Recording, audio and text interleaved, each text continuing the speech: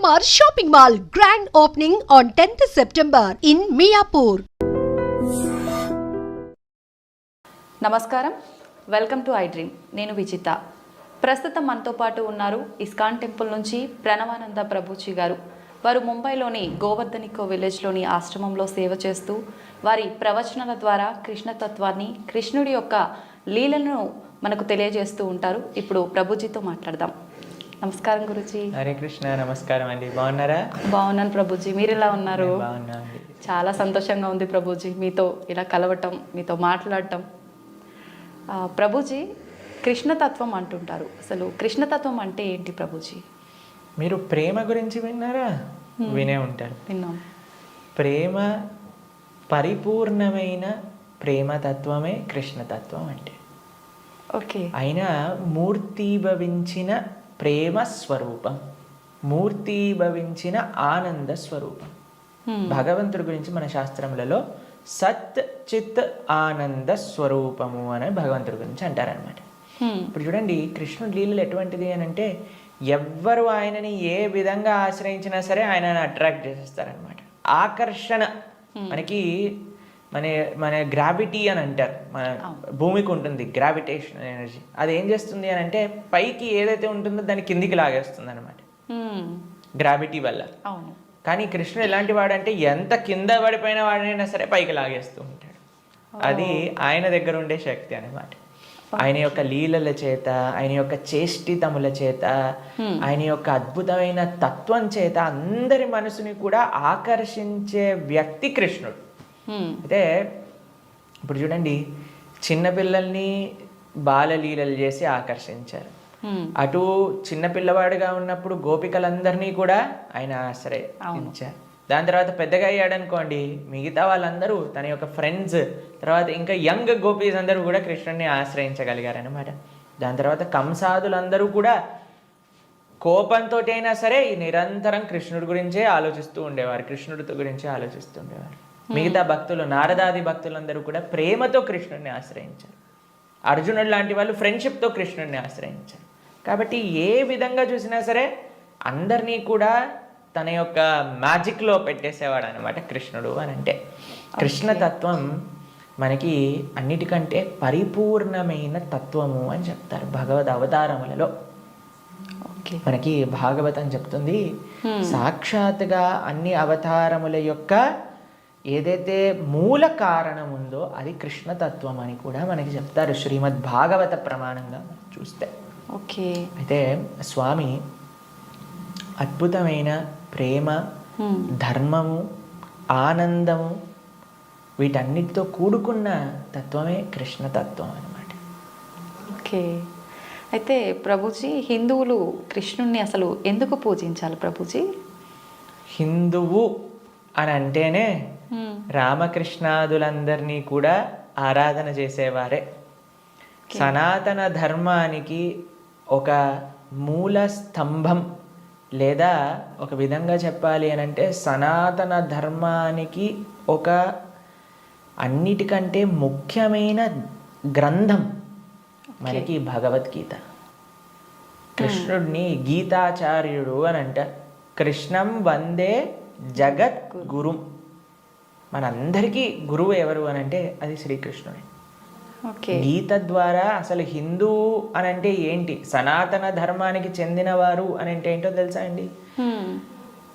మనకి భగవంతుడి పైన నమ్మకం ఉంటే మనం హిందువులం కాదండి, మనం సనాతన ధర్మానికి చెందిన వాళ్ళం కాదు. మన శాస్త్రముల పైన నమ్మకం ఉంటే మన హిందువులం అవుతాం. చాలా మంది అనుకుంటారు, మేము గుడికి వెళ్తామండి, మేము బొట్టు పెట్టుకుంటామండి, మేము భగవంతుడికి అగరబత్తి తిప్పుతామండి కాబట్టి మేము హిందువులం. Sorry sir, you are not Hindu. మనం ఎప్పుడైతే గీత, భాగవత, రామాయణాదులు అన్నిటినీ కూడా ఒప్పుకుంటాం అప్పుడు మనం హిందువులు అవుతాం అన్నమాట. ఎందుకంటే మనకి భగవంతుడి గురించి ఎలా తెలిసిందండి? మీ కృష్ణుడు ఉన్నాడు అని ఎలా తెలిసింది? భాగవతం నుంచి తెలిసింది. రాముడు ఎలా ఉన్నాడు అని తెలిసింది రామాయణం నుంచి తెలిసింది.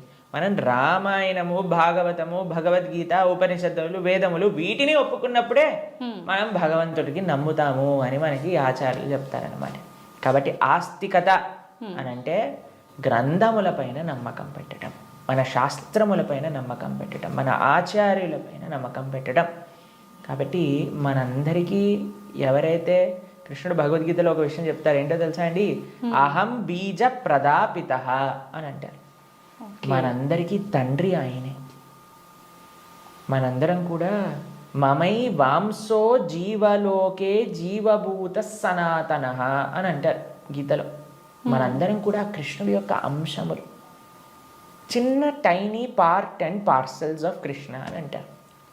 అంటే మీకు ఎక్స్ప్లెయిన్ చేయాలి అని అంటే, ఒక పెద్ద బంగారపు ముద్ద ఉందనుకోండి, 1 kg బంగారపు ముద్ద ఉంది. మీకు ఒక ఉంగరం చేయించుకోవాలి అని అందనుకోండి, దాంట్లో కొద్ది బంగారం తీసి మనం ఉంగరం చేయిస్తాం. కృష్ణుడు ఆ బంగారపు ముద్ద లాంటి వారనమాట, మనమేమో చిన్న చిన్న ఉంగరం లాంటి వాళ్ళం అనమాట. కాబట్టి మనకి కృష్ణుడికి ఉండే సంబంధం ఏంటి అని అంటే, జీవేర స్వరూపహోయ్ కృష్ణేర నిత్యదాస్. మనందరం భగవంతుడి యొక్క దాసులం, భగవంతుడికి సేవకులం అనమాట. కాబట్టి ఆయన సేవ చేయకపోతే ఇంకా మనిషే కాదు కదండి. దుర్లభో మానుషో దేహో తదపి దుర్లభమర్థతం మనుష్యత్వం ముముక్షత్వం వైకుంఠ ప్రియదర్శనం. ఈ మానవ జన్మ లభించిందే భగవంతుని తెలుసుకోవడానికి. కాబట్టి ఆ భగవంతుడి ఆరాధన అనేది ప్రతి ఒక్కరూ తప్పకుండా చేయాలి. మన సనాతన ధర్మంలో కృష్ణ రామ ఆ యొక్క సేవ, వాళ్ళ యొక్క తత్వాలను మనం శ్రవణం చేయటం, వాళ్ళకి సేవ చేయటం అనేది చాలా ముఖ్యం. కాబట్టి ప్రతి ఒక్కళ్ళు కూడా చక్కగా కృష్ణుని ఆశ్రయించాలి, కృష్ణుడి యొక్క భక్తి చేయాలి. ఓకే. అయితే ప్రభుజీ, కృష్ణుడిని ఆరాధించాలంటే కృష్ణుడి విగ్రహం అనేది మనం ఇంట్లో పెట్టుకొని ఆరాధించాల్సి ఉంటుందా గురూజీ? అసలు ఎందుకు పెట్టుకోవాలి కృష్ణుడి విగ్రహాన్ని? కృష్ణుడి యొక్క విగ్రహం ఎందుకు పెట్టుకోవాలి అని అంటే, మనం మీకు ఒక విషయం చెప్తానండి. మీకు చాలా ప్రేమ ఉన్ని వ్యక్తిలోని ఎవరైనా ఉన్నారనుకోండి, మీరు ఏం చేస్తారు? మా కాలేజ్లో మేము ఇంజనీరింగ్ చదువుకునేటప్పుడు చూసేవాళ్ళం అనమాట. ఎవరికైనా గర్ల్ ఫ్రెండ్ బాయ్ ఫ్రెండ్ ఉన్నారనుకోండి, వాళ్ళు ఏం చేస్తారు తెలుసా? స్క్రీన్స్ ఎవరిపైన వాళ్ళు ఫోటో పెట్టుకునేవారు అనమాట. అదే అడుగునే, అరే వీళ్ళెవరు అంటే, వీళ్ళు నా గర్ల్ ఫ్రెండ్, వీళ్ళ బాయ్ ఫ్రెండ్ అని చెప్తూ ఉండేవారు. తర్వాత మేము ఎప్పుడైనా వాళ్ళకి రూమ్కి వెళ్ళాం అనుకోండి, రూమ్లో కూడా వాళ్ళ ఫోటోలు ఉండేవి. దాని తర్వాత ఎక్కడ పర్సులో చూసానుకో, పర్సులో కూడా వాళ్ళ ఫోటో ఉండే. మనం ఎవరినైతే ప్రేమిస్తామో వాళ్ళ యొక్క చిహ్నాలతో మన అందరినీ నింపేసుకుంటూ ఉంటాం కదండి. అవును ప్రభుజీ. కాబట్టి మనం భగవంతుణ్ణి ప్రేమిస్తున్నాము అన్నప్పుడు భగవంతుడి యొక్క అవే మన దగ్గర ఉండాలన్నమాట. ఇప్పుడు చూడండి, మేము స్వామి ఆరాధకులం. మా స్క్రీన్ సేవర్లో చూడండి, మీకు కృష్ణుడు కనిపిస్తాడు, పార్థసారథి. ఇక్కడ లోపల తీసిన మా ఆచార్యులు కనిపిస్తారు. కాబట్టి ఎక్కడ ఉన్నా సరే కృష్ణుడితో మనం నింపేసుకుంటాం అనమాట. కృష్ణుడు మనకి ఎల్లప్పుడూ గుర్తుండాలి. చాలామంది అంటారు, ప్రభుజీ మాకు కృష్ణుడు గుర్తు రావాలి, రోజంతా మేము కృష్ణ స్మరణలో ఉండాలి అని అంటే, భగవంతుడి యొక్క నామం జపం చేయటం, భగవంతుడిని ఆరాధన చేయటం అనేది చాలా ముఖ్యం. ఓకే.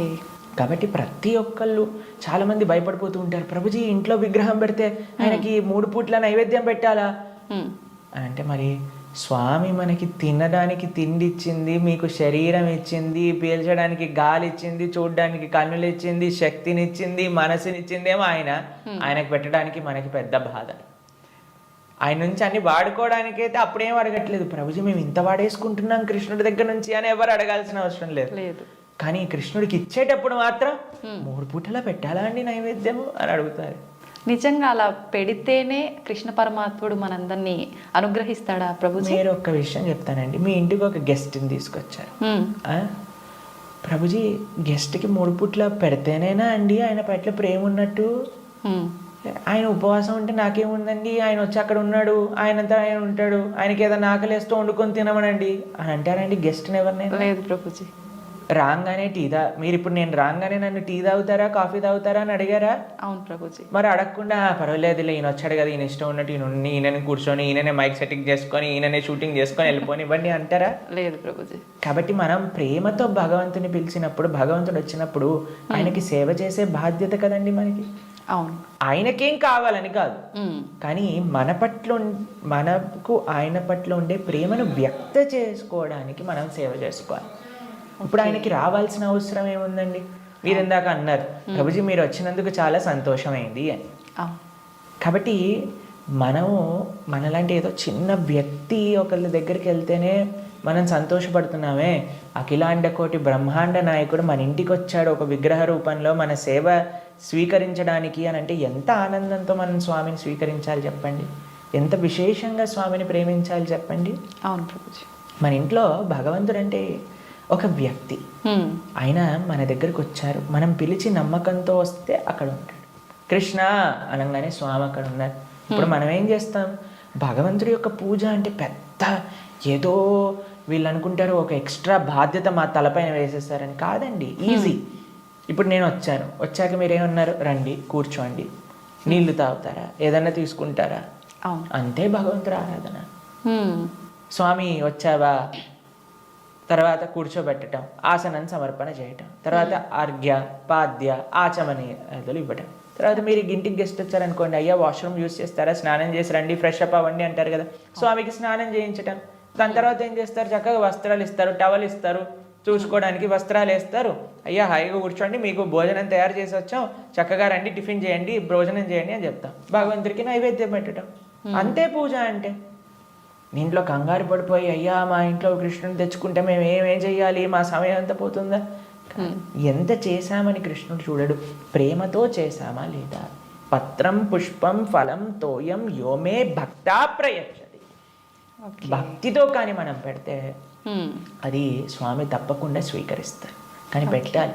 చాలామంది విగ్రహాన్ని తెచ్చుకొని పూజ చేయాలన్నమాట. అలా ఉండకూడదు. మనం స్వామిని తెచ్చుకున్నప్పుడు మంచిగా ఆరాధన చేయాలి, ప్రేమతో పూజ చేయాలి. మా భక్తుల ఇంట్లలో మేము చూస్తామండి, ఎంత సుందరమైన శ్రీ విగ్రహాలంటే. ఫర్ ఎగ్జాంపుల్ మీకు ఒక విషయం చెప్తాను. మేము ఆదిలాబాద్ వెళ్తాం అప్పుడప్పుడు. అక్కడ గిరివర్ ప్రభు లక్ష్మీలీల మాతాజీ అని డివోటీస్ వాళ్ళ ఇంట్లో విగ్రహాలు ఉన్నాయి. వాళ్ళు ఎంత బాగా చేస్తారు, ప్రొద్దున పూట లేవంగానే స్వామికి చక్కగా వాళ్ళు ఉయ్యాల్లో పడుకోబెడతారనమాట రాత్రిపూట. అయితే పడుకునే ముందు ఏం చేస్తారు తెలుసా అండి, వాళ్ళు చక్కగా కాళ్ళు ఒత్తుతారు స్వామికి. కాళ్ళు ఒత్తి చేతులకి మాలిష్ చేసి తర్వాత పడుకోబెడతారు. అన్ని అలంకరణలు తీసేసి నైట్ డ్రెస్ వేసినట్టుగా పడుకోబెడతారు. పడుకొని ఇప్పుడు చలికాలం అనుకోండి, ఒక చక్కటి రజాయి షాల్ కూడా కలిపి పెడతారనమాట. ప్రొద్దున పూట లేస్తారు. లేపాక చిన్నపిల్లవాడిని ఎలా మనం కూర్చోబెట్టి ఆయనను రెడీ చేసి ఎలా అయితే చేస్తామో అలా కూర్చోబెట్టి స్వామికి అలంకరణ చేసి, పిల్లలందరూ వాళ్ళ ఇంట్లో 3 పిల్లలు ఉన్నారనమాట. 3 పిల్లలు వచ్చి భగవంతుడికి ఆరతి చేస్తారు. అమ్మ నాన్న అందరూ ఇంటిల్లిపాది భగవంతుడి యొక్క సేవ చేసుకుంటారు. మీకు ఒక విషయం చెప్తా, a family that praise together stays together.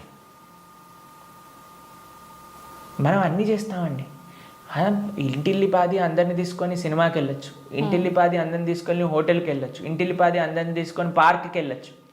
అయినా సరే మాకు ఫోన్ చేసి చెప్తున్నాను, ప్రభుజీ మా ఇంట్లో ఎవరు మమ్మల్ని అండర్స్టాండ్, పిల్లలు మాటినట్లేదు ప్రభుజీ, ఈయన గారు మాటినట్లేదు ప్రభుజీ, ఆవిడ మాటినట్లేదు ప్రభుజీ, తలనొప్పి వస్తుంది ప్రభుజీ. నేనంటే అమ్మ మీరు సినిమాకి తీసుకెళ్తున్నారు, సీరియల్ చూపిస్తున్నారు, పార్క్కి తీసుకెళ్తున్నారు, రెస్టారెంట్కి తీసుకెళ్తున్నారు, ఎప్పుడైనా మీరు నలుగురు కలిసి ఒకటేసారి భగవంతుడికి పూజ చేశారా? నలుగురు కలిసి నియమంగా ప్రతి వారం మేము గుడికి వెళ్తామండి, ప్రతి వారం మేము గోసేవ చేయడానికి వెళ్తామండి అని ఎవరైనా చేస్తున్నారా అంటే, లేదండి మా ఆయన గారు గుడికి రాదండి, నేను ఒక్కనే వెళ్తానండి, మా ఆవిడ గారు పూజ చేయరండి, నేను ఒక్కనే పూజ చేస్తానండి, మా పిల్లలు ఆడుకోవడానికి వెళ్తారు. ఏవైతే చేయకూడదో అన్ని నలుగురు కలిసి చేస్తున్నారు, ఏదైతే పని చేయాలో కలిసి చేయట్లేదు కదా. మేము అన్నాం వాళ్ళకి, ఒక నెల రోజులు కలిసి మీరు ఆలయానికి వెళ్ళండి, నెల రోజులు కలిసి గోశాలకు వెళ్ళి గోసేవ చేయండి, ఒక నెల రోజులు కలిసి ఒక 5 నిమిషాలైనా సరే భగవంతుడు ముందు ప్రార్థన చేయండి అంటే, నెల రోజుల తర్వాత మాకు ఫోన్ చేశారు. ఫోన్ చేసి ప్రభుజీ ఇప్పుడు మేము ఇంతకు ముందు కంటే చాలా ప్రశాంతంగా ఉన్నాం, ఇంతకు ముందు కంటే చాలా మార్పు మా జీవితాల్లో వచ్చింది. కాబట్టి మేమన్నా ఇలానే చేస్తూ ఉండండి, ఇంకా శాంతి మీ ఇంట్లో పెరుగుతుంది. కాబట్టి మనకు ఒక కామన్ పాయింట్ కావాలి. ఆ కామన్ పాయింట్ మంచి సెంటర్ అయి ఉండాలి, అది భగవంతుడు. భగవంతుని కేంద్రంగా పెట్టుకుంటే, ఇప్పుడు మన ఇంటికి కేంద్రం ఏంటండి, డైరెక్ట్గా ఇంట్లో నుంచి రాగానే ఫస్ట్ మహావిశ్వరూప దర్శనం, పెద్ద ఎల్సిడి స్క్రీన్ టీవీ కనిపిస్తుంది మనకి. అవును ప్రభుజీ. కాబట్టి టీవీ మనకి కేంద్రం అయిపోయింది. టీవీలో ఏం చూపిస్తారండి, ఆ చెత్త ఈ చెత్త తప్ప ఏం అవసరమైన విషయాలు ఏం చూపించరు, ఇలాంటి ప్రోగ్రాంల విషయం పక్కన పెడితే. కాబట్టి మనిషికి ఏది మంచిదో అది మనకి కేంద్రంగా ఉండాలి. ఇప్పుడు దురదృష్టవశాత్తు టీవీలు కేంద్రం అయిపోయాయి ఇంటికి. ఎంత పెద్ద టీవీ ఉంటే అంత గొప్ప స్టేటస్ నీది అని చెప్పుకునే వాళ్ళు కూడా తయారైపోయారు. మేము ఒక భక్తుల ఇంటికి వెళ్ళాం. జనరల్గా భక్తుల ఇంట్లలో టీవీలు చూడం మేము ఎప్పుడు కూడా. వాళ్ళు టీవీలు తీసేసి ఎక్కడైతే టీవీ ఉండాలో అక్కడ ఆలయం ఉంటుంది. మా ఇంట్లో కూడా టీవీ ఉండదండి. మా ఇంట్లో హాల్లోకి వెళ్తే ఫస్ట్ కనిపించేది మీకు మా పూజా గది, మా ఆరాధన మూర్తులు అన్నీ కూడా కనిపిస్తూ ఉంటాయి అన్నమాట. డెలిబరెట్లీ మేము అసలు టీవీ పెట్టలేదు హాల్లో, ఎందుకంటే అందరికీ కేంద్రం భగవంతుడు ఉండాలి అట్లీస్ట్ అని. కాబట్టి భక్తుల ఇంట్లలో ఎక్కడైతే టీవీ మెయిన్ ప్రదేశం ఉంటుందో అక్కడ తప్పకుండా పూజ రూమ్ ఉంటుంది, కానీ ఈ భక్తుడి ఇంట్లో మాత్రం పెద్ద టీవీ ఉందన్నమాట. ఓకే. అయితే నేను అడిగి ఆశ్చర్యపోయాను, అరే టీవీ ఏముంది ప్రభుజీ ఒకసారి వెనకాల చూడండి అనగానే ఏం వైర్ లేవు, ఉత్తి టీవీ అలా పెట్టిండారనమాట. అయితే నేను అన్నాను ఏమైంది, ఎందుకు అలా పెట్టారు అంటే ప్రభుజీ అందరు అంటున్నారు టీవీ ఒక స్టేటస్ సింబల్ అయిపోయింది, మీ ఇంట్లో టీవీ లేదా, మీ ఇంట్లో టీవీ లేదా, మీ ఇంట్లో టీవీ లేదా అన్నందుకు వాళ్ళ కోసం అని పెట్టేశాను ప్రభు, కానీ వైర్లు పెట్టలేదు, ఉత్తి టీవీ పెట్టానని చెప్పారనమాట.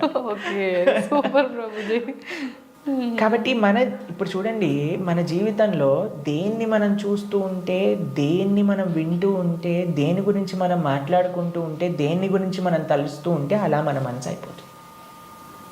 ఓకే. మీరు చెడు విషయాలు వింటూ, చెడు కార్యక్రమాలు చూస్తూ, అనవసరమైన అక్కర్లేని గొడవలు, మన ఇల్లు ఎంత ప్రశాంతంగా ఉన్న సీరియల్లో మనం గొడవలు చూస్తూ ఉంటే ఆ గొడవలు మన ఇంట్లోకి కూడా వస్తాయి ఒక రోజున. ఎందుకంటే అదే కదండి మన మనసులో దింపేది, అదే కదా మన మనసులో అంత నాటుకుపోయేది. మేము చిన్న చిన్న పిల్లల్ని చూస్తాం, అప్పుడప్పుడు విచిత్రమైన స్లాంగ్లో మాట్లాడతారు, ఓయ్ ఏంట్రా ఇది ఎక్కడ పట్టుకున్నావు నువ్వు అని. అంటే ఆ సినిమాలో అలా మాట్లాడా హీరో. ఓకే. మేము స్కూల్లో చదువుకుంటున్నప్పుడు మాకు గుర్తుందనమాట, ఒకసారి మేము ఒక బర్త్డే పార్టీకి వెళ్ళినప్పుడు మా ఫ్రెండ్ ఇలా షర్ట్ టక్ చేసుకుంటారు కదా, ఒకవైపు వదిలేశాడు అనమాట, ఒకవైపు టక్ చేసుకున్నాడు. నేను రే నువ్వు ఇంకో వైపు టక్ చేసుకుంటా మర్చిపోయావురా అని అంటే, అది కాదు ఇప్పుడు ఇది లేటెస్ట్ ఫ్యాషన్ అని అన్నారు. ఎక్కడ చూసావు నువ్వు అని అంటే సినిమాలో చూసాను. కాబట్టి ఏదైతే చూస్తామో మనం దాన్ని అనుకరిస్తాం, ఏదైతే వింటామో అదే మనం అనుకరిస్తాం. కాబట్టి మేం చెప్పేది జనాలకి ఏంటి అంటే, మంచిని చూడండి, మంచిని వినండి కదా, మంచి విషయం గురించి ఆలోచించండి. భగవంతుడి కంటే మంచి విషయం ఏముందండి ఈ ప్రపంచంలో? అవును. కాబట్టి మన ఇంట్లో మంగళకరంగా ఉండాలి అని అంటే ఎక్కడ చూసినా భగవంతుడి గురించి ఉండాలి, ఎక్కడ చూసినా భగవత్ స్పృహ అనేది మనకు కలగాలి. మా ఇంటికి వచ్చిన వాళ్ళందరూ ఏమంటారో తెలుసా అండి, ఈ ఇల్లుకి ఉత్తి గోపురం తక్కువ, ఆలయమే సాక్షాత్తుగా అని అంటారు. మా అమ్మ వాళ్ళు ఉండే ఇల్లు మా ఇల్లు అని అంటే, మేము ఉండేది ఆశ్రమంలో, కానీ మా పేరెంట్స్ అండి ఎక్కడ చూసినా మీకు ఎటువైపు చూసినా కృష్ణుడు కనిపిస్తూ ఉంటాడు, కృష్ణుడి యొక్క వివిధ లీలలు కనిపిస్తూ ఉంటాయి. అట్లీస్ట్ మనం మర్చిపోనే స్థితిలో ఉన్నా సరే అటు చూస్తే ఓ కృష్ణలీల, కృష్ణుడు ఇలా గోవులను కాయడానికి వెళ్తున్నారు, ఇక్కడ గోపికలతో చక్కగా నృత్యం చేస్తూ ఉన్నారు, ఓ ఇక్కడ యశోదమ్మతో ఉన్నారు అని మనకు ఆ స్పృహ రాదు. కాబట్టి మనం 24 గంటలు మనం ఒక పాజిటివ్ ఎన్వైరన్మెంట్లో ఉండటం వలన, భగవంతుడికి దగ్గరగా ఉండటం వలన అది మనకి మంచిది. కాబట్టి ప్రతి హిందువు అని అంటేనే శ్రీ విగ్రహ ఆరాధన అత్యంత ముఖ్యం. మనము భగవంతుడి యొక్క అస్తిత్వాన్ని, భగవంతుడు అన్నిటికంటే కృప ఏంటో తెలుసా అండి, ఆయనకి ఒక విగ్రహ రూపంలో మన దగ్గరికి రావడం. ఓకే. ఆ కృపని మనందరం, ఈ సనాతన సాంప్రదాయం పాపం మిగతా వాళ్ళకి ఆ అదృష్టం లేదు, వాళ్ళకి ఆ ఆనందం అంటే ఏంటో తెలియదు. కానీ మన సాంప్రదాయంలో ఆ విగ్రహ ఆరాధన, ఆ సేవ, భగవంతుడికి ఆ ప్రేమపూర్వకమైన సేవ చేస్తే అండి అసలు దానికంటే గొప్ప ఆనందం ఈ ప్రపంచంలో ఇంకొకటి లేదు. కాబట్టి అటువంటి అదృష్టాన్ని మనం వదిలేసి పూజ చేయాలా, పూజ ఎందుకు చేయాలి, పూజ చేస్తే 3 పూట్ల నైవేద్యం పెట్టాలా, పూలు తీసుకొని రావాలా, మాల కట్టాలా, బట్టలు వేయాలా, అయ్యో రామ మాకు ఇలాంటి ప్రశ్నలు ఇస్తే మాకు చాలా బాధేస్తుంది అనమాట.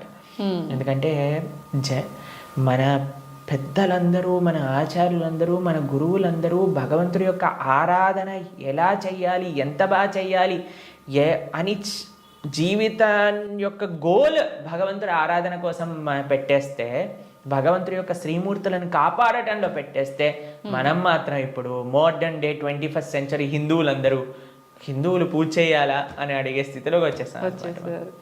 కాబట్టి వెరీ అన్ఫార్చునేట్.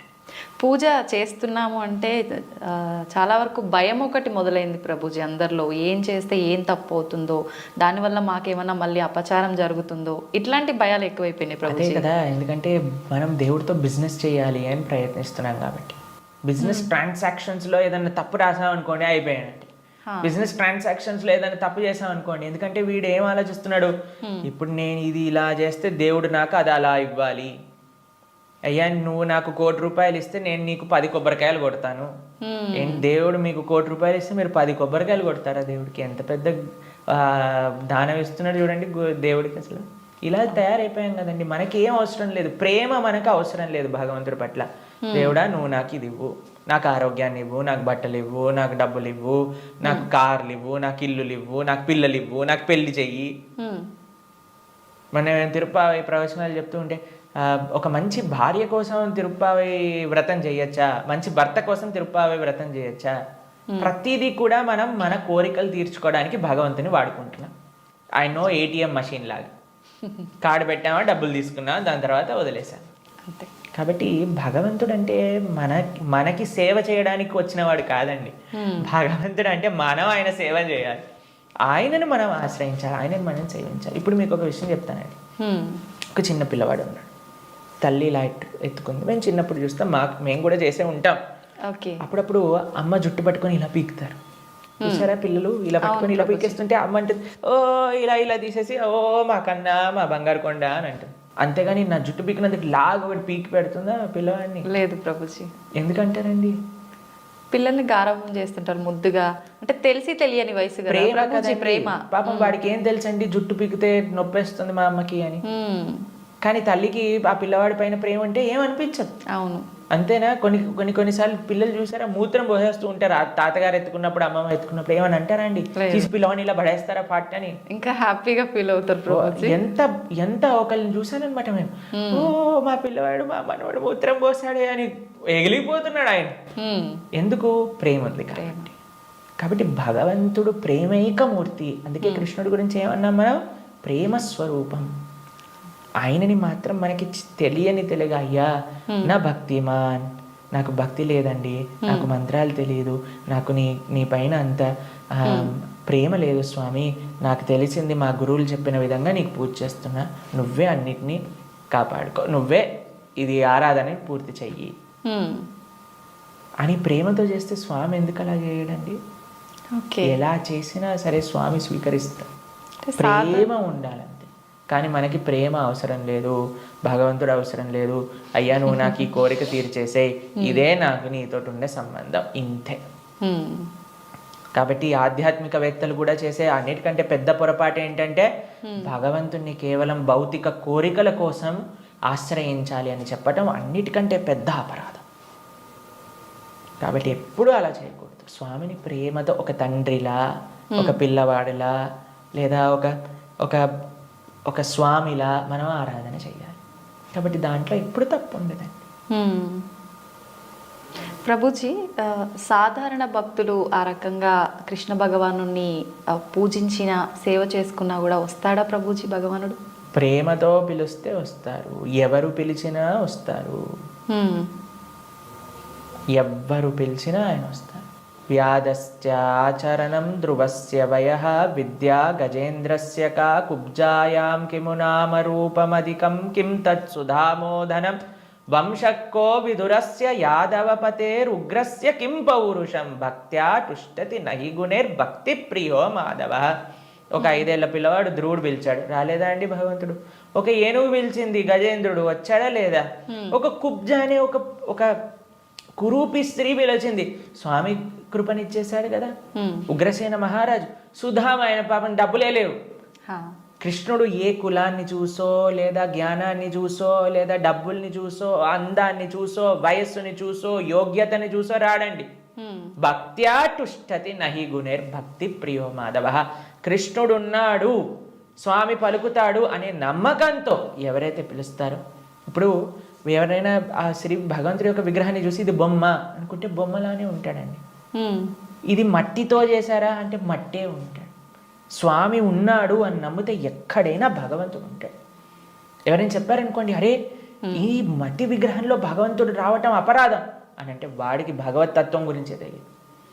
మీకు ప్రేమ ఉందనుకోండి, ఎక్కడ పిలిచినా ఒక వ్యక్తి వస్తారు. అవునా కాదా చెప్ప? అవును ప్రభుజీ. మేము ఒక ప్రోగ్రామ్కి వెళ్ళామండి. అయితే వాళ్ళు అన్నారు, ప్రభుజీ మా ఈ చిన్న ప్రోగ్రామ్కి వస్తారని మేము అనుకోలేదు ప్రభుజీ, కానీ పిలవంగానే మీరు వచ్చారు. ఒక చిన్న వ్యక్తినండి, ఒక ఇన్సిగ్నిఫికెంట్ పర్సెంట్ లైక్ మీ ఒక దగ్గరికి వెళ్తే వాళ్ళు ఎంత ఆనందపడ్డారు, అరే మా ప్రదేశానికి కూడా వస్తారా, మా ఇంటికి వస్తారా ప్రభుజీ అని ఆనందపడ్డారు. అదే ప్రేమతో పిలిస్తే భగవంతుడు రాడు ఈ వస్తువులోకి అని చెప్తే అసలు భగవంతుడు ప్రేమ ఉన్నట్టేనా? అసలు ఆయనకు భగవంతుడి గురించి తెలిసినట్టేనా? లేదు. కాబట్టి ఎవరైతే విగ్రహారాధన దూషిస్తారో most unfortunate and most ignorant people in the entire creation. మా స్వామికి మనం అంటే ప్రేమ, మనందరం అంటే ప్రేమ, కాబట్టి మనం ఎక్కడికి పిలిచినా ఆయన వస్తారు. కాబట్టి ఆ ప్రేమ ఎవరు పిలుస్తారు అని కాదండి, ఎవ్వరు పిలిచినా సరే ప్రేమతో నమ్మకంతో కృష్ణుడు ఉన్నాడు. ద్రౌపదీదేవి పిలిచినప్పుడు రాలేదా అండి? ఏమైనా చూసుకున్నాడు ఆయన? యోగ్యతలు ఏం చూసుకోలేదే. ఎవ్వరు పిలిచినా ఆయన వస్తారు అన్నమాట. ఆయన రెడీగా ఉంటారు. ఆయన ఇలా ఉంటాడు, రెడీ టు జంప్ అన్నట్టుగా. ఎవరు పిలుస్తారు, ఎవరి దగ్గరికి వెళ్ళాలి అని. కానీ మనం ఏం చేస్తామండి, మన సంరక్షణ మనం చూస్తాం. అయ్యా నేను ఎలా నన్ను కాపాడుకోవాలి అని చూసుకుంటాం. కాబట్టి ఆయన హ్యాపీగా అక్కడ ఉంటారు. అయ్యా నాదేం బాధ్యత కాదు స్వామి, నీదే తండ్రి అని మనం చేతులు ఎత్తేసాం అనుకోండి, ఆయన మనల్ని కాపాడు. ఓకే ప్రభుజీ, కృష్ణ భగవానుని అవతార పరిసమాప్తి ఎలా జరిగింది ప్రభుజీ? భగవంతుడి యొక్క మీరు అడిగినట్టుగా కరెక్ట్ విషయం అడిగారు. అవతార పరిసమాప్తి ఇలా చెప్పాలి కృష్ణుడిని సంబోధించినప్పుడు, లేదా రాముడిని, ఏ భగవంతుడి యొక్క అవతారమైనా సరే. భగవంతుడికి పుట్టుక ఉండదండి. జన్మ కర్మచమే దివ్యం. భగవంతుడు ఏం చెప్పారు? ఆయనది దివ్యమైన జన్మ. దాన్ని మనం అవతారము అని అంటాం. ఇప్పుడు మీరు ఎప్పుడైనా చెప్తారా, రోజు ప్రొద్దున పూట సూర్యుడు పుడతాడు, సాయంత్రం పూట చనిపోతాడు అని అంటారా? లేదు. ఏమంటాం మనం? సూర్యుడు ఉదయించాడు, అస్తమించాడు, అంతేనా? అవును ప్రభుజీ. భగవంతుడు కూడా ఉదయిస్తాడు, భగవంతుడు కూడా అస్తమిస్తాడు. సూర్యుడు అస్తమిస్తాడు అంటే పోయినట్టేనా? ఇంకా ఆయన నీకు కనిపించట్లేదు, కానీ ఇంకెక్కడ ఉన్నట్టే కదా. అవును. ఇప్పుడు మనకి ఇండియాలో సూర్యాస్తమయం అయిపోయింది అంటే ఇంకో దేశంలో సూర్యోదయం అవుతున్నట్టు కదా. కాబట్టి భగవంతుడు ఎప్పుడూ ఎల్లప్పుడూ కూడా ఆయనకి మరణము అనేది ఉండదు, జనమ అనేది ఉండదు. ఆయన మన పైన కృపతో అవతారాన్ని స్వీకరిస్తారనమాట. ఓకే, మీకు ఒక విషయం చెప్తాను. కొంతమందికి మెమరీ లాస్ పేషెంట్స్ ఉంటారు. మెమరీ లాస్ పేషెంట్స్ దగ్గరికి ఏం చేస్తారంటే అండి, వాళ్ళకి ఇంతకు ముందు ఉండే మెమరీస్ని చూపిస్తారనమాట. వాళ్ళ పిల్లల్ని, లేదా వాళ్ళు చిన్నప్పుడు తీసిన ఫొటోస్ని, వాళ్ళు ఉన్న ఊర్లని, అవన్నీ ఇలా చూపిస్తూ ఉంటారనమాట. చూపిస్తూ ఉంటే కొన్నిసార్లు ఏదో ఒకటి వాళ్ళ బ్రెయిన్కి ఇలా క్లిక్ అయ్యి అప్పుడు వాళ్ళు గుర్తుపట్టడం ప్రారంభిస్తారనమాట. వాళ్ళు ఎక్స్టర్నల్ కాన్షియస్నెస్లోకి వస్తారు. భగవంతుడి యొక్క అవతారం ఎందుకోసము అని అంటే, మనందరం ఈ సంసార సాగరంలో పడి కొట్టుకుపోతున్నాము. ఏదో మనం కూడా మెమరీ లాస్ అయిపోయినట్టు ఇదే నా వాళ్ళు, ఇదే నా ప్రపంచం, ఇదే నా ఇల్లు అని తిరుగుతున్నారు. వీడి నిజమైన స్వరూపాన్ని చూపించాలి అని స్వామి అవతరించి, స్వామి యొక్క లీలల ద్వారా, రామాయణ భాగవతాదుల ద్వారా, అయ్యా ఇది నువ్వు ఈ ప్రదేశానికి చెందినవాడివి అని మనకు చూపిస్తారు. అప్పుడు నేనైతే ఈ మనుష్యుని కాదా, అయితే ఇది నేను ఈ కులానికి చెందినవాడిని కాదా, ఈ ప్రాంతానికి చెందినవాడిని, నేను కృష్ణుడి దాసున్నా, నేను ఉండాల్సింది ఆ భగవంతుడి యొక్క లోకంలో కదా అని మనం కూడా మర్చిపోయిన వాళ్ళకి కొద్దిగా బుద్ధిని ఇవ్వడానికి స్వామి అవతార స్వీకారం చేస్తారనమాట. మనందరం పడిపోయి ఈ సముద్రంలో పడిపోవటం అంటే ఏంటండి? మునిగిపోవటం. అవును. కానీ సముద్రంలో మునిగేవాడిని కాపాడాలి అని అంటే ఎక్కడో ఆకాశం నుంచి కాపాడలేం కదండి, ఆయన కూడా సముద్రంలోకి రావాలి కదా. అలా భగవంతుడు కూడా ఈ ప్రపంచంలో దిగి మనల్ని పట్టుకొని బయటికి తీసుకురావడానికి ఆయన ఒక అవతారాన్ని స్వీకరిస్తారు. ఆ ప్రయోజనం అయిపోయినట్టు ఏంటి ప్రయోజనం భగవంతుడు అవతరించడానికి? భగవద్గీతలో కృష్ణుడు చెప్పారు, యదా యదా హి ధర్మస్య గ్లానిర్భవతి భారత. అయ్యా ఎక్కడైతే ధర్మం నశిస్తుందో అక్కడక్కడ నేను అవతరిస్తా. పవిత్రానాయ సాధూనాం వినాశాయ చ దుష్కృతాం ధర్మ సంస్థాపనార్థాయ సంభవామి యుగే యుగే. అయ్యా ఎక్కడైతే భక్తుల్ని కాపాడాలో, ఎక్కడైతే అధర్మాన్ని నాశనం చేయాలో, ధర్మాన్ని స్థాపన చేయాలో అక్కడ నేను అవతరిస్తాను అని. కాబట్టి అప్పుడప్పుడు భగవంతుడు వివిధ రూపాలలో అవతరిస్తారు. అవతారం అయిపోయింది అంటే, ఆ ప్రయోజనం అయిపోయింది అన్నప్పుడు అవతార పరిసమాప్తి చేస్తారనమాట. కాబట్టి చాలా మంది కృష్ణుడు చనిపోయాడు, కృష్ణుడు పుట్టాడు. కృష్ణుడు పుట్టలేదండి, కృష్ణుడు చనిపోలేదు. కృష్ణుడు అవతరించారు, కృష్ణుడు అవతార పరిసమాప్తి చేశారు. మనం పుట్టంగానే అని ఏడుస్తూ ఉంటారు. ఏడవకపోయినా సరే, ఎవరైనా ఏడవకపోతే ఏం చేస్తారంటే డాక్టర్ వచ్చి 2 వేస్తాడనమాట. ఏడవాలి మనం. కానీ కృష్ణుడు పుట్టినప్పుడు తెలుసా అండి, నవ్వుతూ పుట్టాడు. అమ్మ నాన్న ఆశ్చర్యపోయాడు. జలధరుదేహు నాజాను చతుర్బాహు సరసీరు జాక్షు విశాలాక్షు జారు గదా శంఖ చక్ర పద్మ విలాసు కంఠ కౌస్తుభమణి కాంతిబాను కమనీయ కటిసూత్ర కంకణ కేయూర శ్రీవత్సలాంఛనాంచిత విహారు సురకుండల ప్రభాయుత కుంటల లాటు వైఢూర్య మణి గణవరి కిరీటు బాలు పూర్ణేందు రుచిజాలు సుగుణాల బాలు భక్తలోక బాలు కృపావిశాలు జూచి తిలకించి పొలకించి ఒబ్బి చెలరేగ వసుదేవుడు ఉత్సహింపే అని అంటారనమాట భాగవతంలో. అంత ఆనందపడిపోయేవాడు కృష్ణుని చూశాక వసుదేవుడు పుట్టంగానే శంఖచక్ర గదా పద్మములు పట్టుకొని.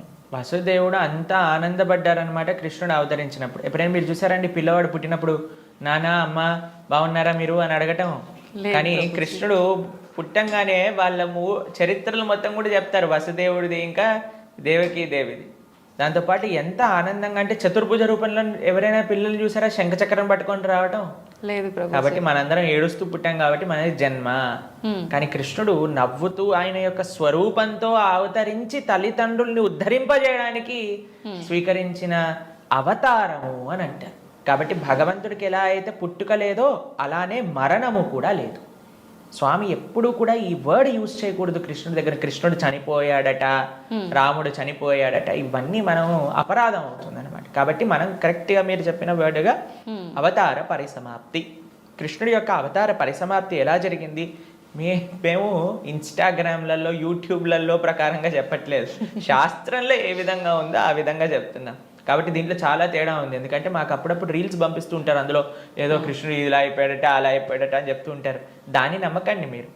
మీరు శాస్త్రాన్ని అధ్యయనం చేసిన వాళ్ళు ఏం చెప్తున్నారు, అలానే ఇప్పుడు ప్రతి ఒక్కరు కూడా కృష్ణుడి గురించి మాట్లాడడానికి రెడీ అయిపోయారు. ప్రతి ఒక్కరు కూడా ధర్మం గురించి మాట్లాడడానికి రెడీ అయిపోయారు. ప్రతి ఒక్కళ్ళు కూడా సాధువుల్ని ప్రశ్నించడానికి రెడీ అయిపోయారు. కానీ సాధన ఏమీ లేదు, శాస్త్ర అధ్యయనం ఏమీ లేదు, సేవ ఏమీ లేదు. ప్రతి ఒక్కరికి మైక్ వచ్చింది కదా, కెమెరా ఉంది కదా అని మాట్లాడుతున్నారు అనమాట. కానీ అది కాదండి కరెక్ట్ విధానం. తద్విద్ధి ప్రణిపాతేన పరిప్రశ్నేన సేవయా ఉపదేశంతితే జ్ఞానం జ్ఞానిన తత్వదర్శన. ఒక గురువు దగ్గరికి వెళ్ళి సేవ చేస్తూ ఎంత కష్టం తెలుసా అండి మీకు? ఒక విధంగా శాస్త్రం విషయాలు నేర్చుకోవాలి అని అంటే ఆ నమ్మకం, ఆ డెడికేషన్, ఆ ఇంట్రెస్ట్, ఆ సేవ, పరిప్రశ్న ఇవన్నీ కావాలి మనకి. ఇప్పుడు ఒక విషయం మనకి టీవీ మాధ్యమంగానో మన ఇంటర్నెట్ మాధ్యమంగానో అన్ని సులభము అయ్యాయి. ఆ సులభం అవ్వటంలో రెండు ఉన్నాయి. ఎవరైనా మాట్లాడింది మనం నమ్మేస్తాం.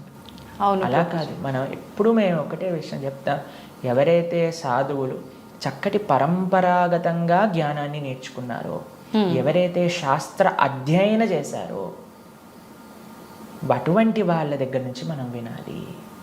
ఎవరైతే గురువుల్ని ఆశ్రయించి గురువుల దగ్గర నుంచి విన్న వాళ్ళు ఉన్నారు, ఎవరైతే జీవితంలో సొంతంగా దాన్ని సాధన రూపంగా వాళ్ళు చేస్తున్నారో అటువంటి వాళ్ళ దగ్గర నుంచి వినాలి. కాబట్టి మనకి భాగవతం చెప్తుంది, భగవంతుడు ఒకానొక సమయంలో అయ్యా ఈ ప్రపంచంలో ఉండే అధర్మ మొత్తం కౌరవుల వైపు ఒక్కసారి అందరినీ గ్యాదర్ చేసేసి కంప్లీట్ చేసేస్తాడు అనమాట. ఇక అయిపోయింది అని అనుకున్నప్పుడు ఆయన చక్కగా ఒక దగ్గర ప్రభాస క్షేత్రము అనే ప్రదేశంలో ఆయన ఇలా ఉన్నారనమాట. ఉన్నప్పుడు ఒక వేటగాడు వచ్చి ఒక జింకని వేటాడుతున్న ఆయన కృష్ణుడి యొక్క పాదాన్ని, శ్రీపాదాలను చూస్తూ జింకలా అనుకొని బాణాన్ని వేశారు. వేసినప్పుడు అది కృష్ణుడి యొక్క పాదానికి తాకింది. మీకు ఒక విషయం చెప్తాను, లాజికల్గా ఆలోచిద్దాం. మీ అందరికీ లాజిక్ థింకింగ్ చాలా ఎక్కువ కదండి. పాదాలలో బుల్లెట్ దిగింది అని అనుకుందాం, బాణం కూడా పక్కన పెట్టేసేయండి, చనిపోయాడు అని మీరు ఎప్పుడైనా విన్నారా? లేదు. మన సీరియళ్ళల్లో సినిమాలలో అయితే ఇక్కడ బుల్లెట్ తగినా సరే లేచి నించొని మళ్ళీ మాట్లాడిన వాళ్ళు ఉన్నారు. కాబట్టి పాదాలలో బాణం తలిగితే ఎలా కృష్ణుడిని అవతార సమాప్తి చేశారు, శరీరాన్ని చాలించేశారు అని ఎలా చెప్తాను చెప్పండి? కాబట్టి అదొక లీల. ఎందుకండి కృష్ణుడు ఇలా లీల చేశారు? ఎందుకంటే ఆయన చనిపోయాడు అని చెప్పడానికి కొంతమందికి వీలు చూపించాలి కదా. కృష్ణుడు అండి ఈజ్ నాట్ ఇప్పుడు కొంతమంది అంటారు, మా దేవుణ్ణి నమ్మకపోతే నువ్వు నరకానికి వెళ్ళాల్సిందే. కృష్ణుడు అలాంటి వాడు కాదనమాట. కాబట్టి అయ్యా నువ్వు నన్ను నమ్ముకో, నేను నీకు కావాల్సినంత శ్రద్ధ, విశ్వాసం, భక్తిని ఇస్తాను. నువ్వు నన్ను నమ్మకు, నీకు కావాల్సినన్ని రీజన్స్ ఇస్తాను నన్ను నమ్మకపోవడానికి. కాబట్టి అటువంటి వాళ్ళకు ఒక రీజన్ ఇవ్వడానికి అనమాట. భక్తులకి భగవంతుడు అంటే ఎంత అపరిమితమైన ప్రేమ ఉంటుంది అని అంటే స్వామి యొక్క అవతార పరిసమాప్తి గురించి ఎందుకంటే స్వామి యొక్క ఈ ప్రపంచంలో ఇలా ఉన్న స్వామి అక్కడ ఉన్న భక్తులకు ఒకటే.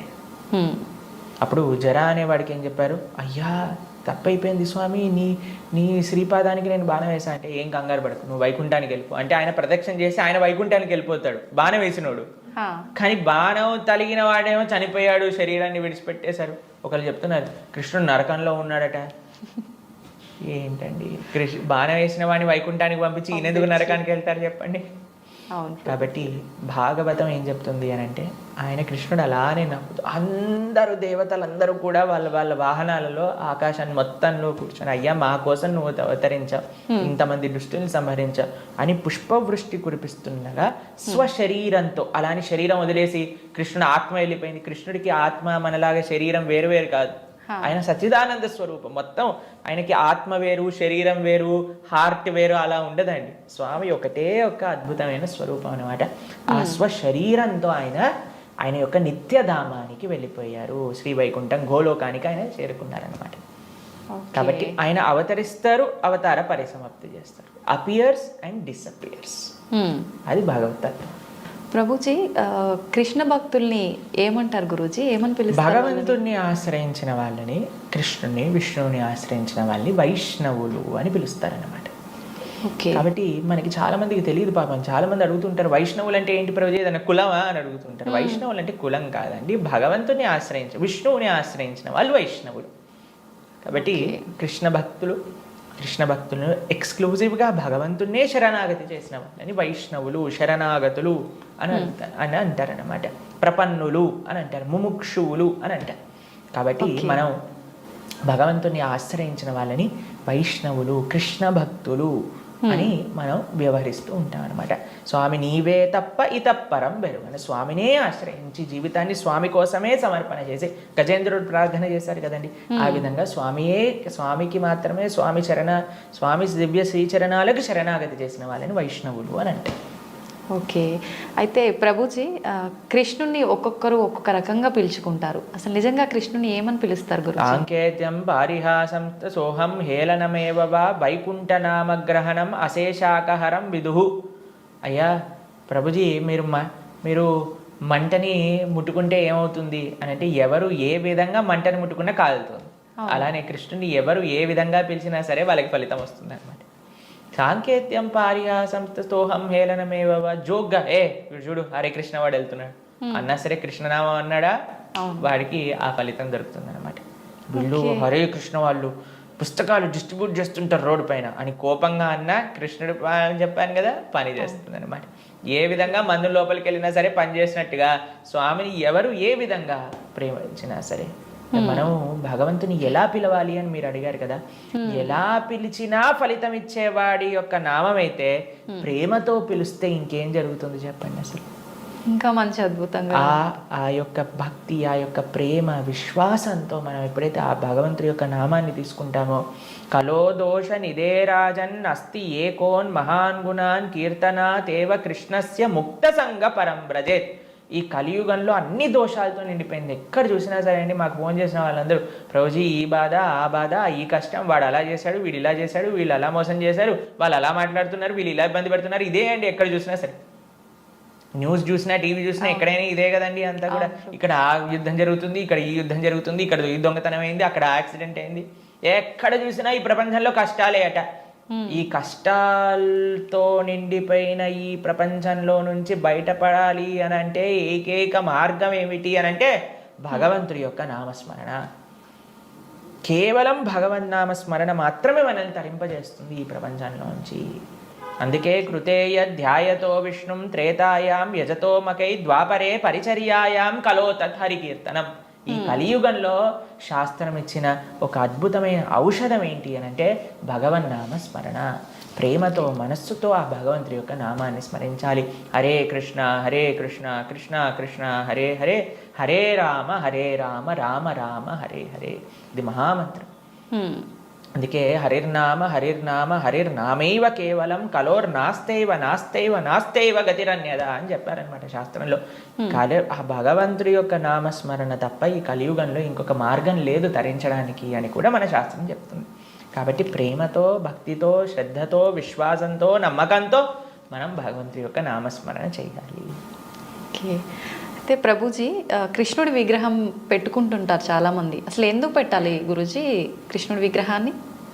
ఇందాక మనం మాట్లాడుకున్నట్టుగా మనకి ఏ వ్యక్తి పైన అయితే ప్రేమ ఉంటుందో ఆ వ్యక్తి యొక్క స్వరూపం మన దగ్గర ఉంటుంది. కాబట్టి మన యొక్క స్వరూపమే భగవంతుడి యొక్క దాసులు. కాబట్టి భగవంతుడిని ఆరాధన చేయాలి. మనం చాలామంది చేసే తప్పు ఏంటంటే స్వామి లేకుండా అమ్మని, అమ్మ లేకుండా స్వామిని ఆరాధన చేస్తూ ఉంటారు. అలా కాదు, మనం రాధాకృష్ణుని ఇరువురిని ఆరాధన చేయాలి. మీరు ఇంట్లో శ్రీ విగ్రహాలను పెట్టుకుంటున్నారు అని అంటే ఆరాధన కూడా తప్పకుండా చేయాలి. భగవంతుడికి నైవేద్యం పెట్టడం, ఆరతి ఇవ్వటం, ఉత్సవాలు జరపటం, అభిషేకాలు చేయటం, వీటన్నింటినీ కూడా చక్కగా చేసుకోవాలి. ఇది ప్రియారిటీగా చేసుకోవాలి. ఇది చేసుకుంటే మీ జీవితంలో ఆనందం వస్తుందండి. మిగతాది ఏది చేసినా ఆనందం రాదు. కాబట్టి మనం ప్రణవానంద దాస్ అనే యూట్యూబ్ ఛానల్లో మనకి సదాచారం కోర్సులో మనం ఎలా భగవంతుడి యొక్క ఆరాధన చేయాలి అని చెప్పి ఉన్నాం. దాన్ని తప్పకుండా శ్రవణం చేయండి. అలానే భగవంతుడి యొక్క శ్రీ విగ్రహాలు మీరు తీసుకునే ముందు మనం సంపూర్ణ భాగవతాన్ని చెప్పుకున్నాం. గీతా భాగవతాలు మన ప్రణవానంద దాస్ అనే ఛానల్లో మీకు లభిస్తాయి. ఈ మొత్తం సిరీస్ని శ్రవణం చేయండి. అప్పుడు మీకు అసలు ఎందుకు నేను భగవంతుని ఆరాధన చేయాలి అనే దానిపైన క్లారిటీ వస్తుంది. దాని తర్వాత ఎలా ఆరాధన చేయాలి అనేది మీరు తర్వాత చూసుకుందరు. కానీ కాబట్టి మనం హిందువులుగా కేవలం నేమ్ సేక్ హిందూస్ అవ్వకూడదు. కేవలం బొట్టు పెట్టుకునే హిందూస్ అవ్వకూడదు. శనివారం ఉపవాసం చేసే హిందువులం అవ్వకూడదు. సంవత్సరానికి ఒకసారి వెంకటేశ్వర స్వామి దర్శనం చేసుకునే హిందువులం అవ్వకూడదు. మనం అవ్వాలి అని అంటే మన సనాతన ధర్మం యొక్క తత్వం ఏంటి, గీతా భాగవతాలు ఏం చెప్తున్నాయి, అసలు హిందూ అంటే ఏంటి అని ఫస్ట్ తెలుసుకోండి. దాని తర్వాత మీ జీవితంలో ఒక పర్పస్ అనేది మీకు లభిస్తుంది. నిజంగా అసలు చాలా మంచి విషయం గురువు గారు ఇదైతే. అసలు చాలామంది నిజంగా మీరు అన్నట్టు భగవంతుని పూజించాలి అంటే ఏదో మొక్కుబడికి పూజించడమే కానీ నిజంగా ఒక ప్రేమ అభిమానాలతోటి ఆ భగవంతుని కనుక పూజిస్తే మీరు చెప్పిన ఆ కృష్ణలీలలన్నీ చూపిస్తాడనేది నిజంగా చాలా మంచి విషయం ప్రభుజీ. నిజంగా భక్తుడు అంటే ఎవరు ప్రభుజీ? భగవంతుడి పట్ల పరిపూర్ణమైన నమ్మకం ఉన్నవాడు భక్తుడు. సుఖాలు వచ్చినా, దుఃఖాలు వచ్చినా, అవమానాలు వచ్చినా, పొగడతలు వచ్చినా, మన జీవితంలో ఏ సిచ్యువేషన్ వచ్చినా సరే మనం భగవంతుణ్ణి ఆశ్రయించి ఆయన పట్ల నమ్మకం ఉన్నవాడు భక్తుడు. చాలాసార్లు ఏమవుతుందంటే అండి, మనకి మంచి జరుగుతున్నప్పటి వరకు వెరీ గుడ్, మనం చాలా భగవద్భక్తులం అని అంటే, కానీ ఏదన్నా చెడు జరిగిపోయింది ఏమనుకోండి, నాకెందుకు ఇలా జరిగింది, నేను ఇంత మంచివాడిని, ఆయన ఎందుకు అలా చేయలేదు, కాబట్టి ఈయన నాకొద్దు అని అంటారు చాలా మంది. మీరు ఆశ్చర్యపోతారు. అసలు నాకు నా భక్తి జీవితంలో చాలా ఇన్స్పిరేషన్గా అనిపించింది. నేను ఇప్పుడు మనకి తెలుసు పాలస్తీన్ ఇంకా ఇజ్రాయెల్లో వార్ జరుగుతుంది, గాజా అనే ప్రదేశంలో. అయితే ఒక ఆవిడ, అసలు చాలా వీడియోస్ చూశాను ఒకదాని తర్వాత ఒకటి, అక్కడ ఉండే వాళ్ళు మొత్తం ఫ్యామిలీ నష్టం అయిపోయినా, పిల్లలు చనిపోయినా, ఏం చేసినా సరే వాళ్ళు ఇలా అంటున్నారనమాట, ఏ అల్లా నువ్వు మాకు ఇది చేసావు కానీ మేము మాత్రం నీకు స్తోత్రం చేస్తాం. వాళ్ళ లాంగ్వేజ్లో వాళ్ళు చెప్తున్నారనమాట, నువ్వు ఏం చేసినా సరే మా మంచికే చేస్తావని నాకు తెలుసు, కాబట్టి ఇంకా ఇంకా మేము మిమ్మల్ని పొగుడుతూనే ఉంటాము. ఆ సిచ్యువేషన్లో కూడా అసలు ఆ నమ్మకం ఎలా ఉంది అని నాకు చాలా ఇన్స్పిరేషన్గా అనిపించింది. అరే ఎంత ట్రూ డివోషన్ వాళ్ళకి ఉన్నది, ఒక నమ్మకం వాళ్ళ దేవుడి పట్ల వాళ్ళకు ఉన్నది. కానీ మనం ఎన్నిసార్లు చాలామంది చూస్తుంటాం. మొన్న నాకు ఎవరో వీడియో పంపించారు, అందులో చెప్తారు, ఒక వెంకటేశ్వర స్వామి ఫోటో ఉంటుందన్నమాట, ఒక ఆవిడ చెప్తారు, ఓయ్ నేను చెప్పింది చేస్తావా లేదా, ఇంకో దేవుడిని తీసుకొచ్చి పెట్టేయాలనా అని అంటుందన్నమాట. అయితే నేను చూసి ఆశ్చర్యపోయాను అనమాట. మనకి ఎందుకు ఇలాంటి ఫేత్, ఇలాంటి నమ్మకం ఎందుకు లేదు? ఎప్పుడైతే మనం ఎంతైతే మనకి ఇన్వెస్ట్మెంట్ చేస్తామో అంతే రిటర్న్ వస్తుంది కదండి. అలానే మన నమ్మకం, మాన అపమానాలు, ఇవి సుఖ దుఃఖాలు, ఇవన్నీ ప్రపంచంలో ఒక భాగం అండి. ఇదంతా జీవితంలో ఒక భాగం. అందుకే మన సనాతన సంస్కృతిలో ఎప్పుడూ మంచే ఉంటుంది అని చెప్పారు. అందుకే ఈ ఉగాది పచ్చడి మన నూతన సంవత్సరం ప్రారంభమైనప్పుడు షడ్రుజోపేతం కదండి, చెప్పుకున్నాం. కాబట్టి ప్రతి ఒక్కటి కొద్దిగా అది కావాలి, కొద్దిగా ఇది కావాలి. కానీ మనం ఏం చేస్తామంటే, ఎవరికైతే అచంచల విశ్వాసం ఉంటుందో భగవంతుడి పట్ల, స్వామి నువ్వేం చేసినా నా మంచే చేస్తావు అనేవాడు నిజమైన భక్తుడు. కాబట్టి ఎక్కడి నుంచైనా ఆ విశ్వాసం, ఆ శ్రద్ధ కానీ మనం నేర్చుకోగలిగితే ఇట్ ఈస్ ఎక్స్ట్రీమ్లీ వండర్ఫుల్ అనమాట. ఆ శ్రద్ధ, స్వామి నువ్వు ఏం చేసినా సరే నేను నిన్నే కొలుస్తా, అటువంటి శ్రద్ధ మన దగ్గర ఉండిందండి, మన దగ్గర ఉండింది. ఉండి మన మనం ఆచరించట్లేదు. పూర్వీకులు, రాజులు, మహారాజులు, అసలు మన సంస్కృతి, సిక్కులు ఎవరైతే మనకి వాళ్ళ జీవితాన్ని త్యాగం చేసేసారు వాళ్ళ ధర్మాన్ని కాపాడుకోవడానికి. మనం చూస్తాం. అసలు ఇప్పుడు ఏంటంటే అండి, నాకు అన్నిటికంటే బాధాకరమైన విషయం ఏంటంటే, ఈ ప్రజెంట్ డే యూత్ ఉన్నారు కదా, వాళ్ళకి మన దేశ సంస్కృతి గురించి తెలియదు, మన దేశ హిస్టరీ గురించి తెలియదు, మన కల్చర్ గురించి తెలియదు, మన ఆధ్యాత్మికత గురించి తెలియదు. తెలుసుకోవాలి అనే ప్రయత్నం కూడా చేయట్లేదు. ఎవరు అసలు దేశాన్ని కాపాడాలనుకుంటుంది? అసలు మన పూర్వీకులు మనకి ఎలాంటి సంపత్తిని ఇచ్చారు? ఏవో టీవీలలో వచ్చే చెత్త ప్రోగ్రాములు చూడటము, టైం వేస్ట్ చేసేయటము. ఇప్పుడు మాకు చెప్తున్నారు ఎవరో బిగ్ బాస్ అనేదో ప్రోగ్రామ్ వస్తుందట. జనాలందరూ అసలు ఏమొస్తుంది చెప్పండి? మన జీవితంలో ఏదైనా మార్పు కలగలచ్చా? మనకి లేదు. ఎవడో ఒకటి చోట వాడు డబ్బులు సంపాదించుకుంటూ వాడు చేసే చెత్త పనులన్నీ మనం చూస్తూ ఉంటే, మనం వింటూ ఉంటే, దాని తర్వాత చూస్తే పర్వాలేదు. ఆ వ్యక్తుల పట్ల అపరిమితమైన ప్రేమను పెంచుకొని, ఒకళ్ళు నాకు ఈ మధ్య ఎక్స్ప్లెయిన్ చేస్తున్నారనమాట, ఒక్కొక్కళ్ళకి ఆర్మీ అని తయారైపోయి వేరే వాళ్ళని దూషించటం, వేరే వాళ్ళని తిట్టడం. ఈ సమాజం ఇలా ఉంటే నీకు ఒక బిగ్ బాస్ అనే ఒక టైం వేస్టర్ని కావాలి, అది అయిపోగానే IPL అనే ఒక టైం వేస్టర్, దాని తర్వాత నెట్ఫ్లిక్స్, అమెజాన్ ప్రైమ్, ఇవన్నీ ఎప్పుడు ఉన్నాయి. మనకి నిజంగా మేము కొన్నిసార్లు యూత్ని కలిసినప్పుడు అడుగుతామండి, అరే మన దేశ రాజకీయాల గురించి తెలుసా అని అంటే, తెలుసండి. ఎవరి దగ్గర నుంచి తెలుసుకున్నావు అని అంటే ఒక యూట్యూబర్ పేరు చెప్తారు.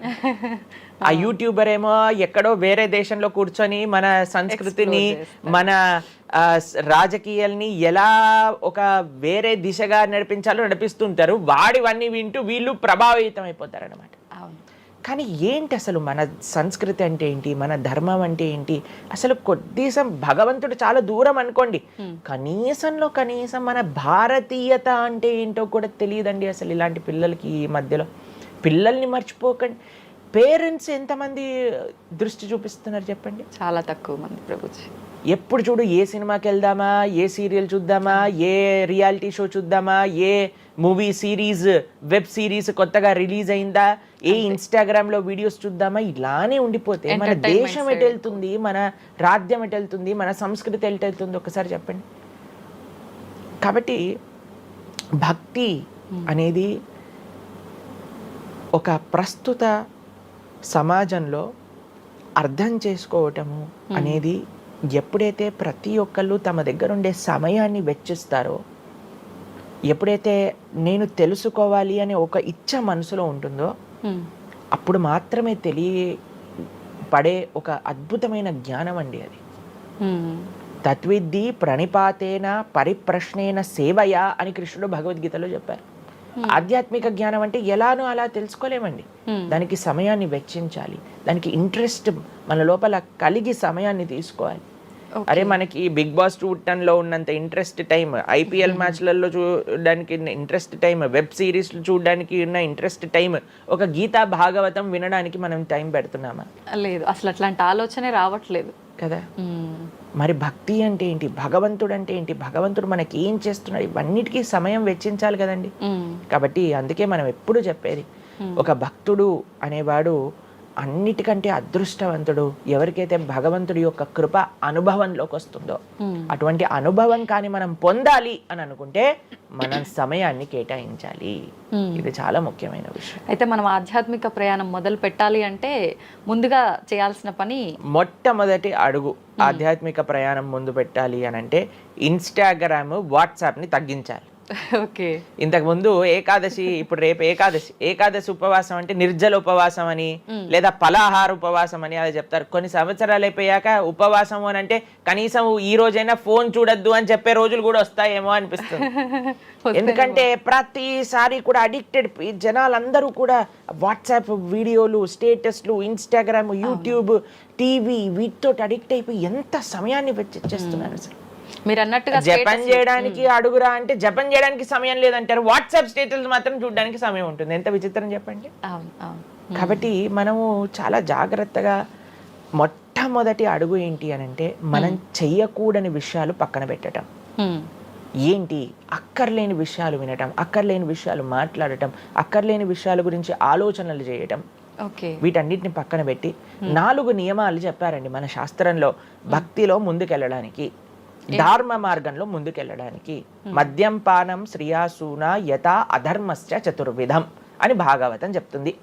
4 రకములైన తప్పుడు అలవాట్లను మనం నిషేధన చెయ్యాలట. ఏంటి ఆ 4? మద్యము అని అంటే మద్యాన్ని సేవించటం, ఎనీ టైప్ ఆఫ్ ఇంటాక్సికేషన్ అని అనుకోండి.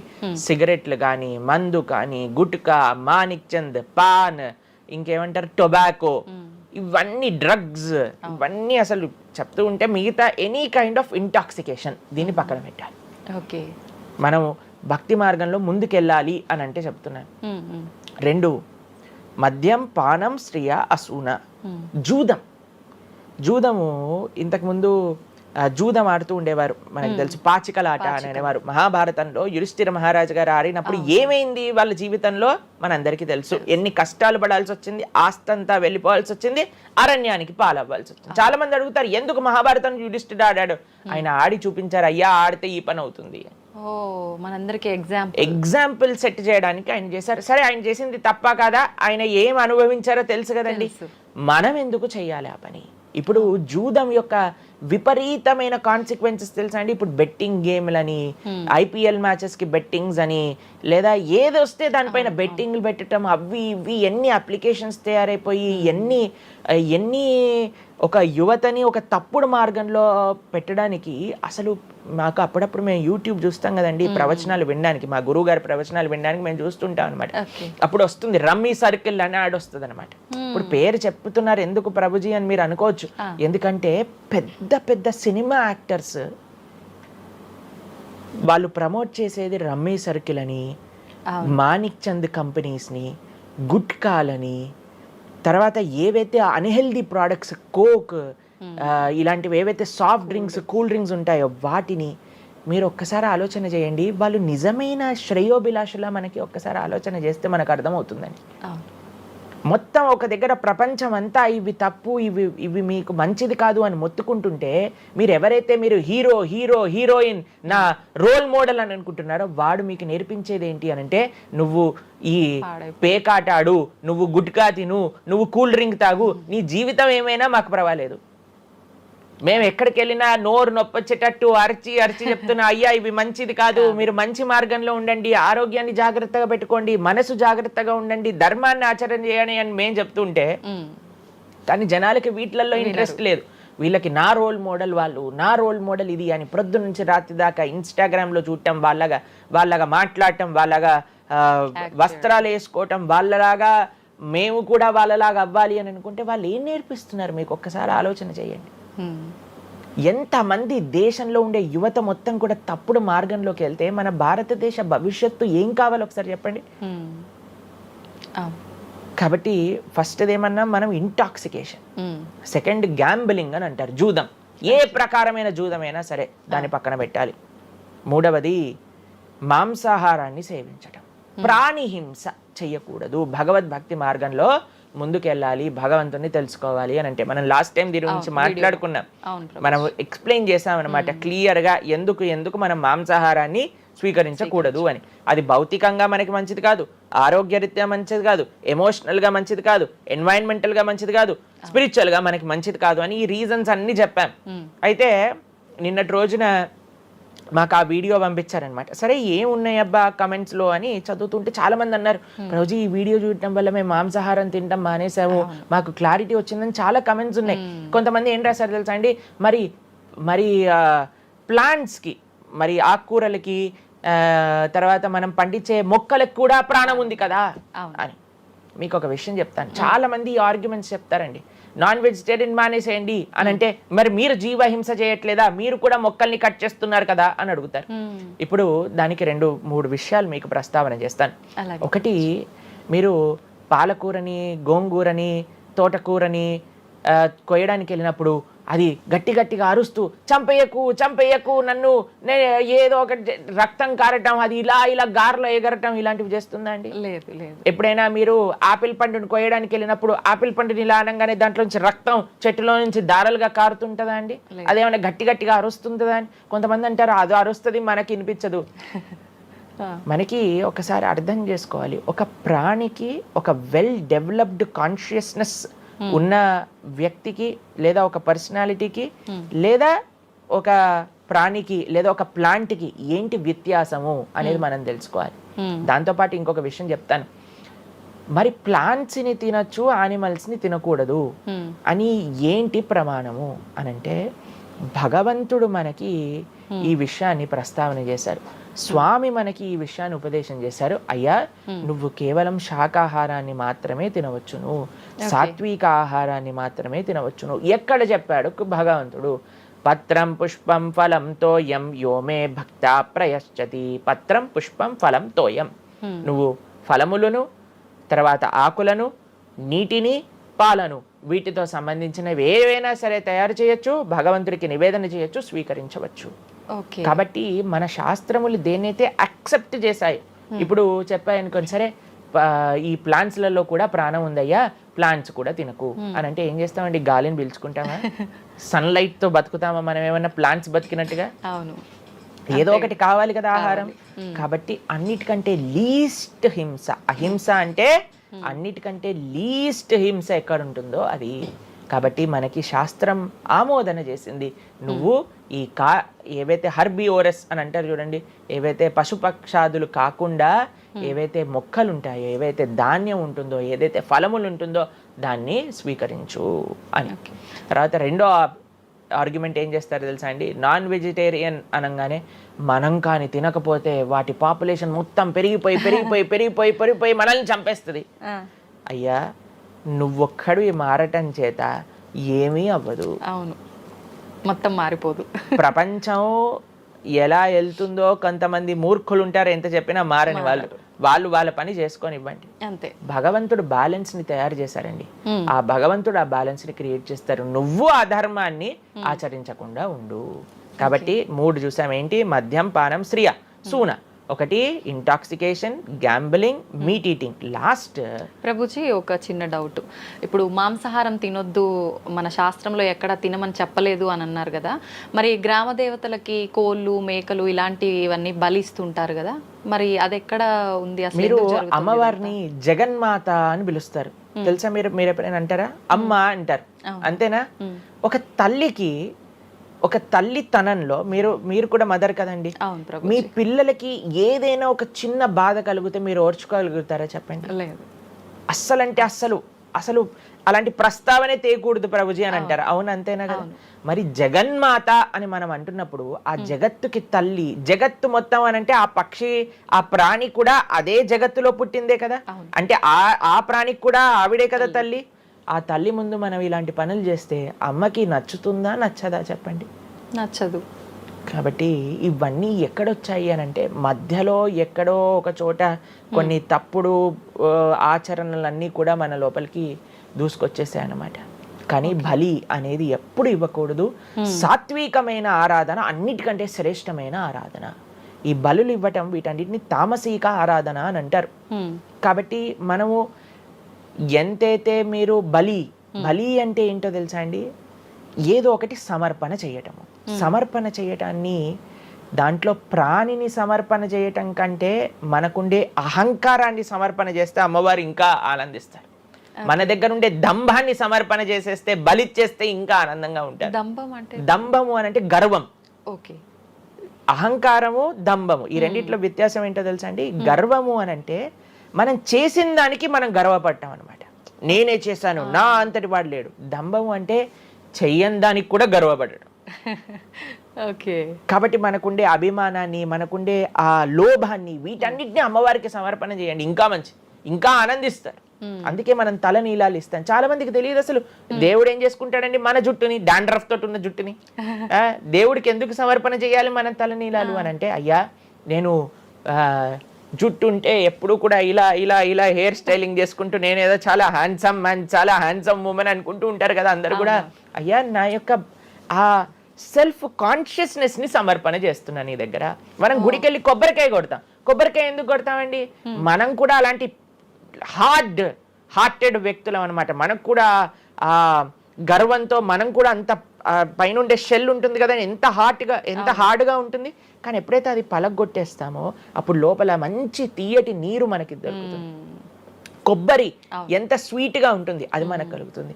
మన హృదయంలో ఆ సున్నితమైన భావాలు ఉన్నాయి, కానీ మనకుండే అజ్ఞానము, మనకుండే అహంకారం, మనకుండే అవిద్య దాన్ని ఆపేస్తుంది. అందుకే భగవంతుడి ముందు స్వామి నీ ముందు నా అహంకారాన్ని సమర్పణ చేస్తున్నా అనే భావనతో మనం కొబ్బరికాయ కొట్టాలి. అంతేగాని కొబ్బరికాయ తీసుకెళ్ళి కొట్టేసి నేను ఈరోజు 108 కొబ్బరికాయలు కొట్టాను దేవుడి దగ్గర అనే అహంకారం వచ్చింది అనుకోండి, కొబ్బరికాయ కొట్టడమే వేస్ట్, ఫలితం లేదు. కాబట్టి మనందరం అర్థం చేసుకోవాలి అసలు ఏంటి భావన. బలి అని అంటే ప్రాణి బలి కాదయ్యా, నీ దగ్గర ఉండే చెడు గుణాలను బలి. కాబట్టి ఈ 3 విషయాలు అయిపోయి 4వ విషయం ఏదైతే మనం చేయకూడదో ఇల్లిసిట్ సెక్స్ అని అంటారు, వ్యభిచారము అని అంటే పురుషులు స్త్రీలు పురుషులు. నిన్నే ఒకళ్ళు చెప్తున్నారు, ఒక టీవీలో ఒక న్యూస్ వచ్చిందట, వన్ ఆఫ్ ది మోస్ట్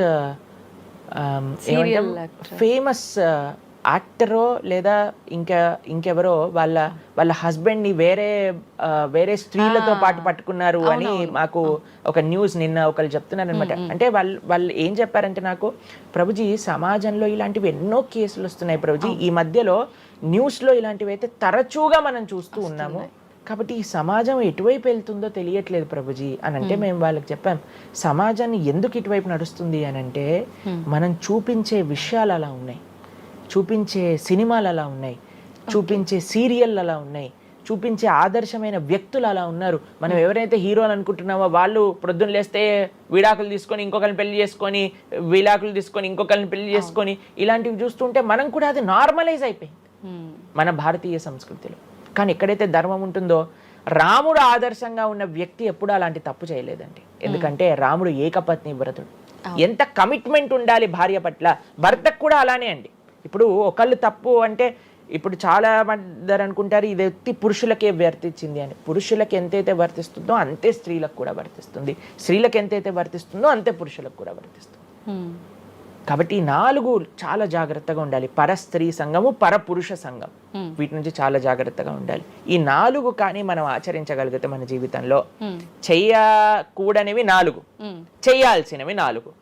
ఇప్పుడు మనం చెయ్యకూడనివి 4 గురించి విన్నాం కదా, చెయ్యాల్సిన 4 ఏంటో ఒక నిమిషంలో చెప్పేస్తా. మంచి భక్తుల యొక్క సాంగత్యం, మంచి పుస్తకాలు చదవటం, భగవన్నామాన్ని జపం చేయటం, మంచి ఆహారాన్ని స్వీకరించటం. ఈ 4 చేస్తే మనం డైరెక్ట్గా భగవంతుడి యొక్క శ్రీచరణాల దగ్గర ఉంటాం అనమాట. ఓకే, ఇవన్నీ జరగాలి అని అంటే మనం ఆధ్యాత్మికం వైపు మన మనసును మళ్ళించాలి. మనకి ఆధ్యాత్మికము అవసరము అని మనం తెలుసుకోవాలి. ఎప్పుడైతే తెలుసుకుంటామో మనం సమయాన్ని ఇవ్వగలుగుతాం. ఓకే ప్రభుజీ, జపం అని అంటుంటారు, నిజంగా జపం అంటే ఏంటి ప్రభుజీ? ఏ విధంగా జపం చేయాల్సి ఉంటుంది? జపము మనకి కలియుగంలో తరించడానికి మార్గం. కృతేయ ధ్యాయతో విష్ణుం త్రేతాయాం యజతోమకై ద్వాపరే పరిచర్యాయాం కలో తత్ హరికీర్తనం అని చెప్పారు. భగవంతుడి యొక్క నామ జపం అత్యంత శ్రేష్టమైనది.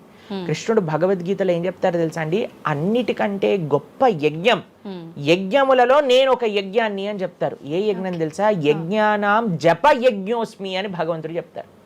అన్నిటికంటే గొప్ప యజ్ఞం జపం చేయడం అనమాట. ప్రతిరోజు జపం చేయాలి. మనందరం మేము ప్రతిరోజు 2 గంటల పాటు జపం చేస్తాం ప్రొద్దున పూట. ఏంటి జపం చేయాలి? భగవన్నామాన్ని జపం చేయాలి.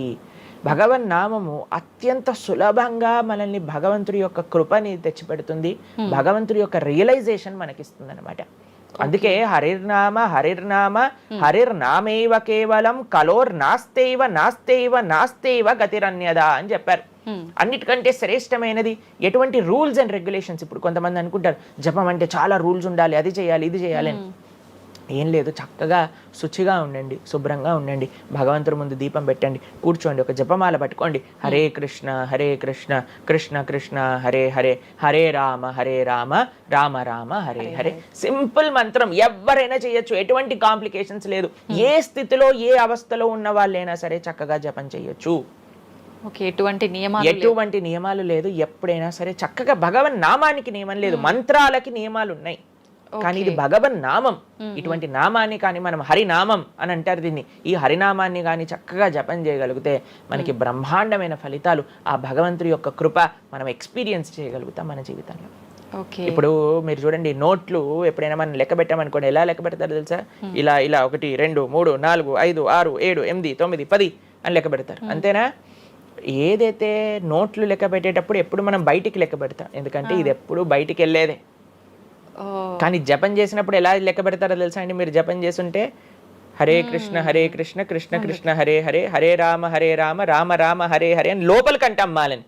నోటిని బయటికి అంటాం, జపాన్ని లోపలికి అంటాం లెక్క పెట్టేటప్పుడు. ఎందుకంటే ఇది ఎప్పుడు మనతో పాటు వచ్చేది ధనం, ఇది వెళ్ళిపోయే ధనం.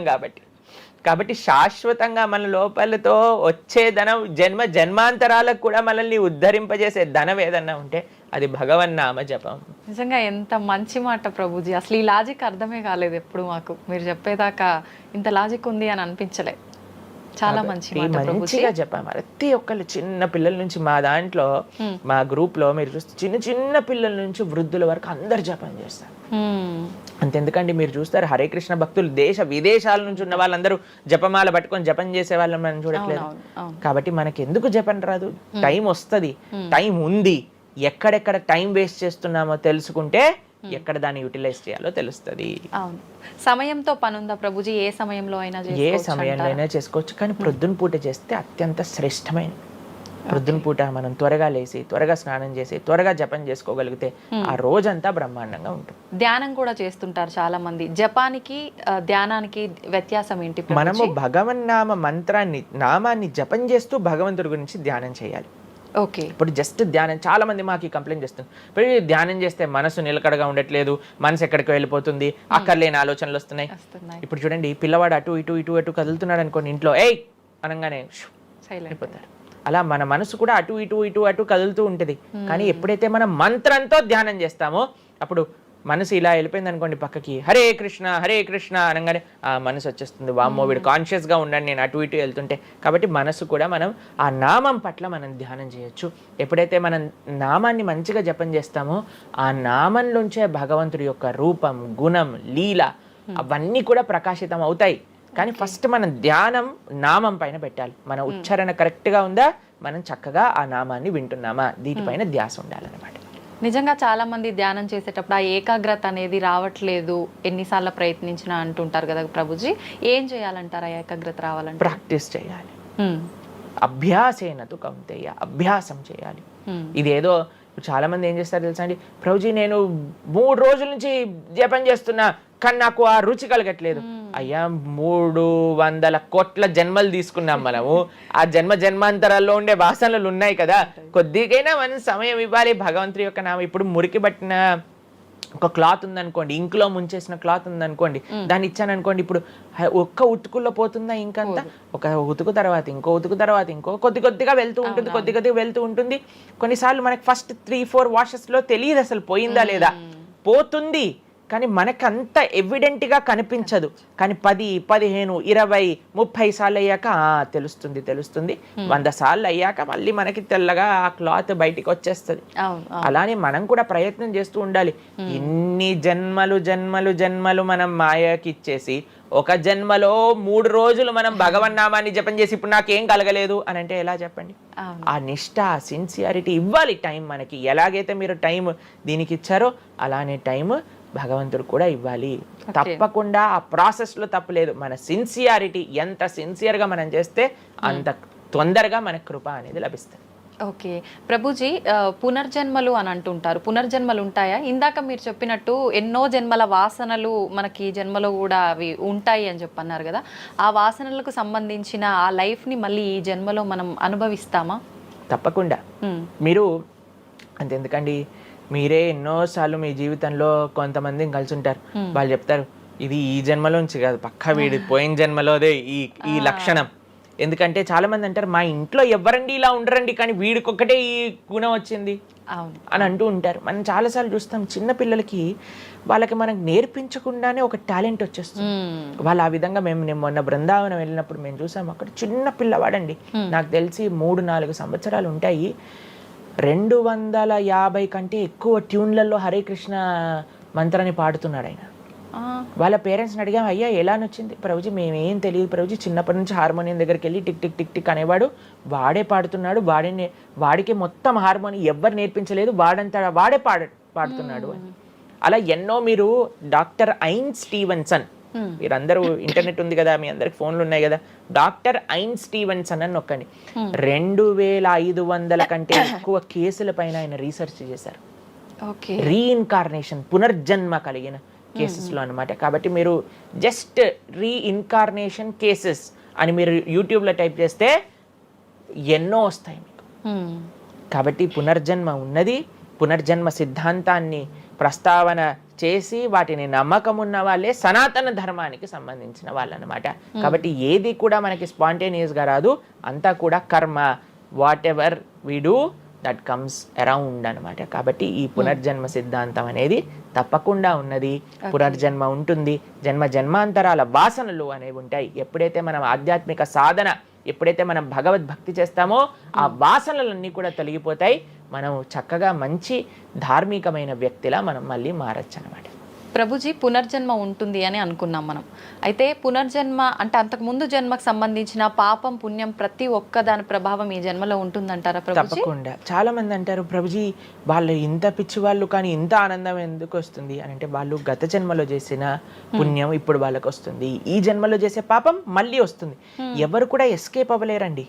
ఇప్పుడు మీరు అనుకుంటున్నారు మనం బాధపడుతున్నాం, గత జన్మలో చేసిన పాపాన్ని ఇప్పుడు మనం అనుభవిస్తున్నాం, ఇప్పుడు మేము మంచి వాళ్ళం ప్రభుజీ, మీకు కూడా వస్తుంది ఆ ఛాన్స్. కాబట్టి ఈ కర్మ సిస్టమ్ ఏదైతే భగవంతుడు ఇది చేశారో దాని నుంచి ఎవ్వరు ఎస్కేప్ కాలేరు. ఆయన సిస్టమ్ చాలా పక్కా. ఇక్కడ ఉండే మనం అప్పుడప్పుడు ట్రాఫిక్ సిగ్నల్ ని దాటేసి ట్రాఫిక్ పోలీస్ నుంచి ఎస్కేప్ అవ్వచ్చు, కానీ భగవంతుడి యొక్క రేడార్ నుంచి ఎస్కేప్ అవ్వలేదన్నమాట. ఎందుకంటే ఆయన హృదయంలో ఉండే కదా అన్ని నోట్ డౌన్ చేసుకునేది. కాబట్టి తప్పకుండా గత జన్మ పుణ్యము, గత జన్మ పాప ఫలితాలు ఈ జన్మలో అనుభవించాల్సిందే. చాలా మంది మమ్మల్ని అడుగుతారు, ప్రభుజీ నరకానికి తీసుకెళ్తారు కదా. ఆ నరకానికి తీసుకెళ్తారు, మరి నరకంలోనే అంత అయిపోగొడితే మళ్ళీ ఈ జన్మలో ఇవ్వటం ఎందుకు? ఇన్స్టాల్మెంట్లో వస్తాయి, ఈఎంఐస్ కింద కట్టాల్సి వస్తుంది అనమాట మన ఫలితాన్ని. కొద్దిగా నరకంలో, కొద్దిగా ఈ జన్మలో, మళ్ళీ వచ్చే జన్మ. ఒకటేసారి ఆ యొక్క ఫలితాన్ని కానీ ఇచ్చేస్తే మనం తట్టుకోలేము. కాబట్టి భగవంతుడి యొక్క కృప నిజంగా చెప్పాలంటే ఇన్స్టాల్మెంట్స్ లో వచ్చేది. ఇప్పుడు చూడండి, ఒకసారి 10 కోట్లు కట్టాలి అంటే అది ఈజీయా, లేదా ఇన్స్టాల్మెంట్ లో కట్టాలంటే ఈజీయా? అందుకే కదండి అందరు ఈఎంఐలు కావాలండి. అలానే పుణ్యము, అలానే పాపం కూడా. కొద్దిగా స్వర్గంలో అనుభవించు, కొద్దిగా ఇప్పుడు అనుభవించు, మళ్ళీ నెక్స్ట్ జన్మలో అనుభవించు. అది తప్పదు, ప్రతి ఒక్కళ్ళు అనుభవించాల్సిందే. లేకపోతే చెప్పండి, అసలు ఈ జన్మలో ఎందుకు కొంతమంది కష్టాలు అనుభవిస్తున్నారు? కొంతమందికి పుట్టుక నుంచే కష్టం వస్తుంది, కొంతమంది కొన్ని డిఫెక్ట్స్ తో పుడతారు. ఎందుకు? If God is equal to everybody, then why did God create different people differently అని అంటే, భగవంతుడు తయారు చేయలే, భగవంతుడు ఇనిషియేట్ చేశారు ఆ సిస్టమ్ ని. దాంట్లో మనం ఏ విధంగా చేస్తే ఆ కర్మ ద్వారా అలా మనం పుట్టవలసి వస్తుంది. కానీ మనము పాస్ట్ గురించి చింత, అయ్యో ఎన్ని పాపాలు చేశానో నాకు ఇది వస్తుంది, దీని గురించి చింత చేయకండి. అయ్యా నేను ఫ్యూచర్లో ఇది చేసి నేను ఇలా చేయబోతుంది, దాని గురించి ఇప్పుడు నీ దగ్గర సమయం ఉంటే నువ్వు ఇప్పుడు ధర్మాచరణ చెయ్యి, ఇప్పుడు భగవంతుడిని ఆశ్రయించు, ఇప్పుడు ధార్మికంగా ఉండు. భగవంతుడు దాన్ని దీన్ని రెండింటినీ తీసేస్తారా, ఆయన యొక్క లోకానికి మనం వెళ్ళవచ్చు. కాబట్టి భగవంతుడు అదే చెప్పారు, సర్వధర్మాన్ పరిత్యజ్య మామేకం శరణం వ్రజ అహం త్వాం సర్వ పాపేభ్యో మోక్షయిష్యామి మా శుచ. ఇది భగవంతుడు ఇచ్చిన ఒక ఆశ్వాసన భగవద్గీతలో. అన్నిటినీ వదిలిపెట్టేసాయి, అన్ని రకాల చెడు వస్తువుల్ని, అన్ని రకాల మంచి, నువ్వు నాకు శరణు వేరు, నేను నీ పాప పుణ్యాలు మొత్తం తీసేస్తాను. యద్గత్వా నివర్ధంతే తద్ధామ పరమం మమ. భగవంతుడి దగ్గర నుంచి చేరుకున్నాం అనుకోండి, మళ్ళీ ఈ ప్రపంచంలో ఈ యొక్క కష్టాలు ఉండే ఈ నేలపైన మళ్ళీ రావాల్సిన అవసరం లేదు. స్వామితో బ్రహ్మాండంగా స్వామి యొక్క సేవలో సుఖంగా ఉండొచ్చు మనం. అయితే ప్రభుజీ, చాలా మంది చెప్తుంటారు అన్ని అనుభవించండి తప్పదు అన్నప్పుడు ఎందుకు భగవంతుని ఆరాధన చెయ్యాలి అని. వాళ్ళందరికీ ఇది మంచి సమాధానం ప్రభుజీ. నిజంగా చాలా మంది ఇదే అంటుంటారు, అంతే కదండి, ఎంత భగవంతుని ఆరాధించినా ఈ కష్టాలు తప్పట్లేదు, అసలు లైఫ్ ఏం చేంజ్ అవ్వట్లేదు, మనశ్శాంతి లేదు, ఎందుకు అసలు ఆరాధించాలని చెప్పి అసలు భగవంతుని పూజించడం కూడా మానేస్తుంటారు. మళ్ళీ ఇప్పుడు ఆపేస్తే మళ్ళీ నెక్స్ట్ ఏంటి అని ఆలోచన చేయాలి. కాబట్టి ఇప్పుడుండే వాటితో మనం ఇది చేసామనుకోండి, ఇంత ధర్మాచరణ కూడా ఆపేశారనుకోండి, ఇంకా ఆ పుణ్య పాప ఖాతాలు అలానే పెరిగిపోతూ ఉంటాయి. కానీ చివరికి వచ్చేది ఈ ప్రపంచంలోకే కదా. కాబట్టి మనకి చెడు చేయటం పనికిరాదు, కేవలం మంచి చేయటం కూడా పనికిరాదు. భగవద్భక్తి అన్నిటికంటే టాప్ మోస్ట్. కాబట్టి మనం ధార్మికంగా ఎంత భగవద్భక్తితో ఉంటే అది మనకి అంత మంచిది. ఓకే ప్రభుజీ, కర్మ సిద్ధాంతం అన్నారు కదా, అసలు కర్మ సిద్ధాంతం అంటే ఏంటి ప్రభుజీ? ఏం చెప్తోంది అసలు? మనం చెయ్యంది మనకి రాదు, మనం చేసింది తప్పకుండా మనకు వస్తుంది. ఇదే కర్మ సిద్ధాంతం. Every action has equal and opposite reaction. Okay okay. ఇలా అయితే ఈ లా ఉందో అదే కర్మ సిద్ధాంతం. అంటే నువ్వు చేసింది ఏదైనా సరే ఆ యొక్క ఫలితం నుంచి తప్పించుకోలేవు. తర్వాత ఏదైతే నువ్వు చేసావో దాని నుంచి తప్పించుకోలేవు.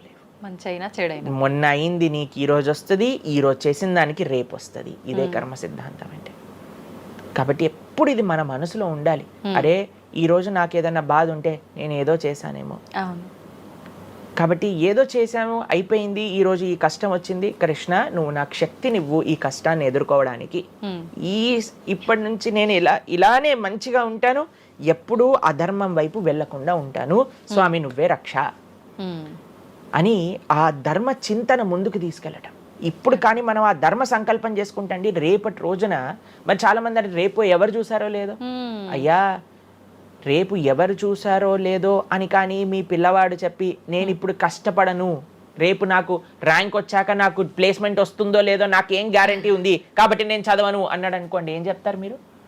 నాన్న నువ్వు ప్లేస్మెంట్ గురించి బాధపడకు, ఫస్ట్ నీ కర్తవ్యం చదవటం నువ్వు చదువు, దాని తర్వాత నీకు వస్తే వస్తుంది, నీ జీవితం సెటిల్ అవుతుంది. అంతే కదండి.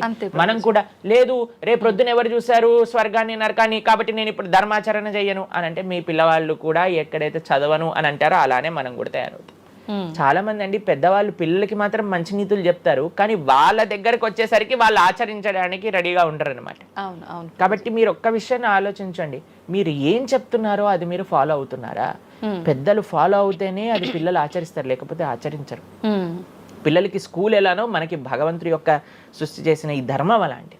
కాబట్టి ఈ రెండిట్లో మనం చాలా జాగ్రత్తగా ఉండాలి. ప్రభుజీ చాలా మంది ఏ పని చేయాలన్నా కూడా ముందు వెనుక ఆలోచించి ప్రతిదీ జ్యోతిష్యాన్ని పట్టి దాని ప్రకారంగానే పనులు చేస్తూ ఉంటారు. నిజంగా జ్యోతిష్యాన్ని నమ్మొచ్చు అంటారా? జ్యోతిష్యం 100% కరెక్టే, కానీ జ్యోతిష్యాన్ని నువ్వెంత సీరియస్గా తీసుకోవాలి అది ఆలోచించాల్సిన విషయం. జ్యోతిష్య శాస్త్రం అది, శాస్త్రం ఎప్పుడూ కూడా కరెక్టే, కానీ మనకి ఎంత అవసరం అది. ప్రతిరోజు ప్రొద్దున లేవంగానే రాశి ఫలాలు ఏమైపోయాయి అని కొంతమంది చదువుతూ ఉంటారు. ప్రతి చిన్న విషయానికి ఈ రోజు ఏమైంది, ఈ రోజు ఎలా ఉంది, ఆ రోజు ఎలా ఉంది, సండే పేపర్లో వచ్చింది, ఇంకా ఈ వారం ఎలా ఉండబోతుంది, ఇవన్నీ నీకు అవసరం లేదయ్యా. నువ్వు ధర్మాచరణ చెయ్యి, భగవంతుడి పట్ల నమ్మకం పెట్టుకో, ఆయన చూసుకుంటాడు. భక్తులు ఎవరు కూడా అలాంటి విషయాలని సీరియస్గా తీసుకోరండి. ఎందుకంటే బృందావనంలో ఒక భక్తులు ఉన్నారనమాట. ఆయన అంటారు, మొత్తం అన్ని గ్రహాలు నీకు అనుకూలంగా ఉండి నువ్వు కృష్ణ భక్తుడివి కానీ అవ్వకపోతే అన్ని గ్రహాలు అనుకూలంగా ఉండి నీకేం లాభం. తర్వాత అంటాడు, అన్ని గ్రహాలు ప్రతికూలంగా ఉండి కానీ నువ్వు కృష్ణ భక్తుడు అయితే ఏవి నిన్ను ఏం చేయలేవు. ఎందుకంటే భగవంతుడు అలాంటి రక్షణ ఇస్తాడనమాట. మనకి భగవంతుడి దగ్గర ఆ శక్తి ఉన్నది. కాబట్టి మనము దేన్ని ఎంత సీరియస్గా తీసుకోవాలి? మనకి కావాల్సినది ఆధ్యాత్మికత, భక్తి. భగవంతుడి గురించి విన్నామా, భాగవత రామాయణాదులు శ్రవణం చేశామా, స్వామికి ఆరాధన చేసుకున్నామా, ఆలయానికి వెళ్ళామా, గోసేవ చేశామా, ధార్మికంగా ఉన్నామా, ఎవరికి ఏం చెడు చేయలేదా, మంచి అందరి గురించి కూడా మంచి ఆలోచిస్తున్నామా, ఒకళ్ళతో మంచిగా మాట్లాడుతున్నామా, ఎవరికి చెడు చేయట్లేదా, ఇంతవరకు నీ ఆలోచన ఉంటే సరిపోతుందండి. ఈ ధర్మ చింతన మనకు కావాలి. అంతేకాని ఏమవుతుంది, నా రాసి ఏంటి, ఇదేంటి, ఇప్పుడు అంత పిచ్చి జనాలకి ఎలా పెరిగిపోయిందంటే ఒకళ్ళు అంటారు ఈ ఉంగరం పెట్టుకోమంటారు, ఒకళ్ళు అంటారు ఇలా నీ పేరు రాయి అంటారు, ఒకళ్ళు అంటారు నీ పేరులో ఏ ఏ ఏ ఏ ఎక్స్ట్రా రాయమంటారు. ఇవన్నీ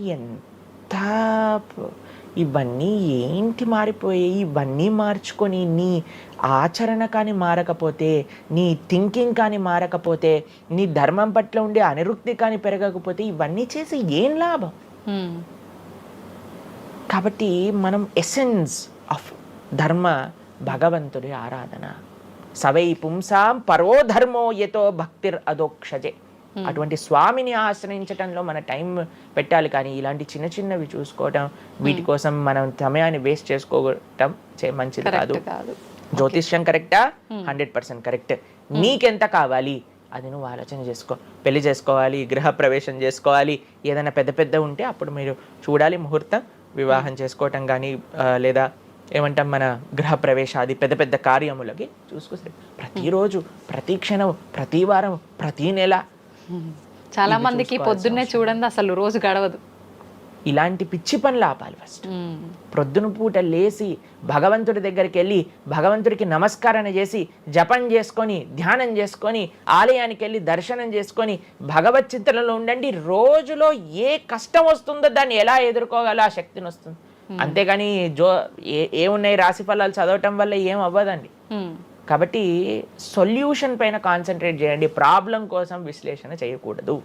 ఓకే ప్రభుజీ, చాలామంది ఇంట్లో నెగిటివ్ ఎనర్జీస్ ఉన్నాయి, దయ్యాలు తిరుగుతున్నాయి, లేదంటే ఎవరైనా ఒక పర్సన్కి దయ్యం పట్టింది అని చెప్పి చాలామంది ఎవరు ఇట్లా పంతుళ్ళు అట్లాంటి వాళ్ళ దగ్గరికి, మాంత్రికుల దగ్గరికి తీసుకెళ్ళడము, వాళ్ళు వదిలిస్తారని చెప్పటము, ఆ దయ్యం వీళ్ళని చాలా పీడిస్తుంది అని చెప్పడం, ఇలాంటివి చాలా వింటుంటాము సహజంగా. ఇదంతా నిజమే అంటారా ప్రభుజీ? అసలు దయ్యాలు అనేవి ఉన్నాయంటారా? ఆత్మలు, దయ్యాలు ఇవన్నీ ఉన్నాయండి, అది లేవు అని చెప్పలేము, ఉన్నాయి తప్పకుండా. ఎలా అయితే మీరు నెగిటివ్ ఎనర్జీ అంటారు కదా, నెగిటివ్ ఎనర్జీ ఎక్కడికి వస్తుందో తెలుసా అండి? నెగిటివ్ పీపుల్ దగ్గరకు వస్తుంది. ఎవరైతే ఎమోషనల్గా, ఎవరైతే స్పిరిచువల్గా, ఎవరైతే ఫిజికల్గా వర్నలబుల్గా ఉంటారో వాళ్ళ దగ్గరకు వస్తుంది. ఎవరైతే ఇంట్లో భగవద్ ఆరాధన ఉండదో, పూజ రూమ్లో ఏమీ లేకుండా చాలామంది, ఇప్పుడు మాకు చాలా విచిత్రం అనిపిస్తుంది కొన్నిసార్లు, మాకు ఈ ఇంటర్నెట్లో వీడియో చూసినప్పుడు వీళ్ళు చర్చ్లో ఉండే వాళ్ళందరూ దయ్యాలను వదిలిస్తూ ఉంటారనమాట. మాకు చాలా ఆశ్చర్యం ఏంటంటే వీళ్ళకి ఎందుకు దయ్యాలు పడుతున్నాయి అని.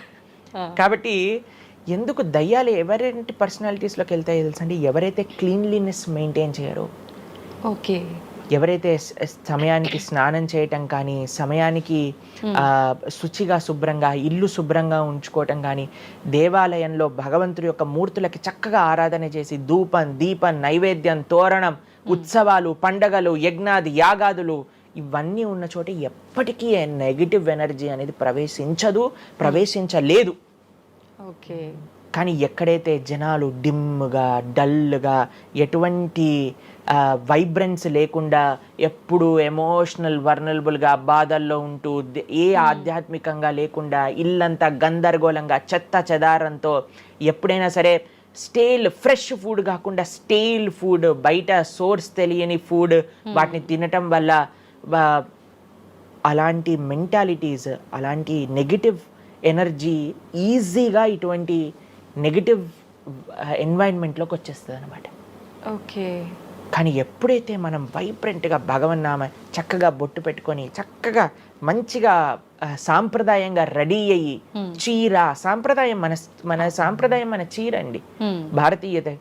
మగవాళ్ళైతే ధోతి కుర్తా ఇంతకు ముందు ఉండేది, శిఖ, ఎంత చక్కగా బొట్టు పెట్టుకొని చక్కగా అలంకరణ చేసుకొని ఇంట్లోకి వెళ్ళంగానే అసలు ఆ ధూపం యొక్క సువాసన వచ్చి చక్కగా పసుపచ్చతో మన గడప నుంచి స్టార్ట్ చేస్తే పైన తోరణం, కింద ముగ్గులు, అసలు ఒక సనాతన సాంప్రదాయం. ఒక హిందువు యొక్క ఇంటికి వెళ్తే ఏ దయ్యం అలాంటి ఇంట్లోకి వెళ్ళగలుగుతుంది చెప్పండి? మన సినిమాలలో మీరు చూసి ఉంటారు, దయ్యాలు ఎక్కడుంటాయి? పాతబడ్డ బంగ్లాలలో, ఎక్కడో క్లోజ్ చేసిన గెస్ట్ హౌస్లలో ఉంటాయి, అంతేనా? నిజం ప్రభుజీ. ఏదైనా దేవాలయంలో దయ్యం ఉండటం మీరు చూసారా ఎక్కడైనా? ఎందుకు ఉండదు? ఎందుకంటే అక్కడ భగవద్ ఆరాధన జరుగుతుంది కాబట్టి.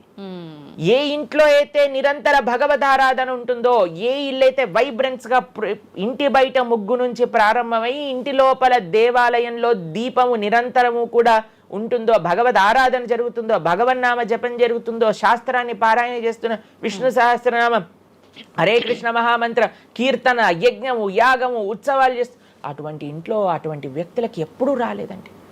ఎవరైతే తన నుదిటిన తిలకాన్ని అలంకరణ చేసుకొని చక్కగా సాంప్రదాయంగా ఉంటారో, శుచి శుభ్రత పాటిస్తారో, చక్కగా ఆలయానికి వెళ్ళి గోసేవ, చెప్పండి అలాంటి వాళ్ళకి ఎప్పుడైనా ఇలాంటి నెగిటివ్ ఎనర్జీ అటాక్ అవుతుందా అంటే అస్సలు కాదు.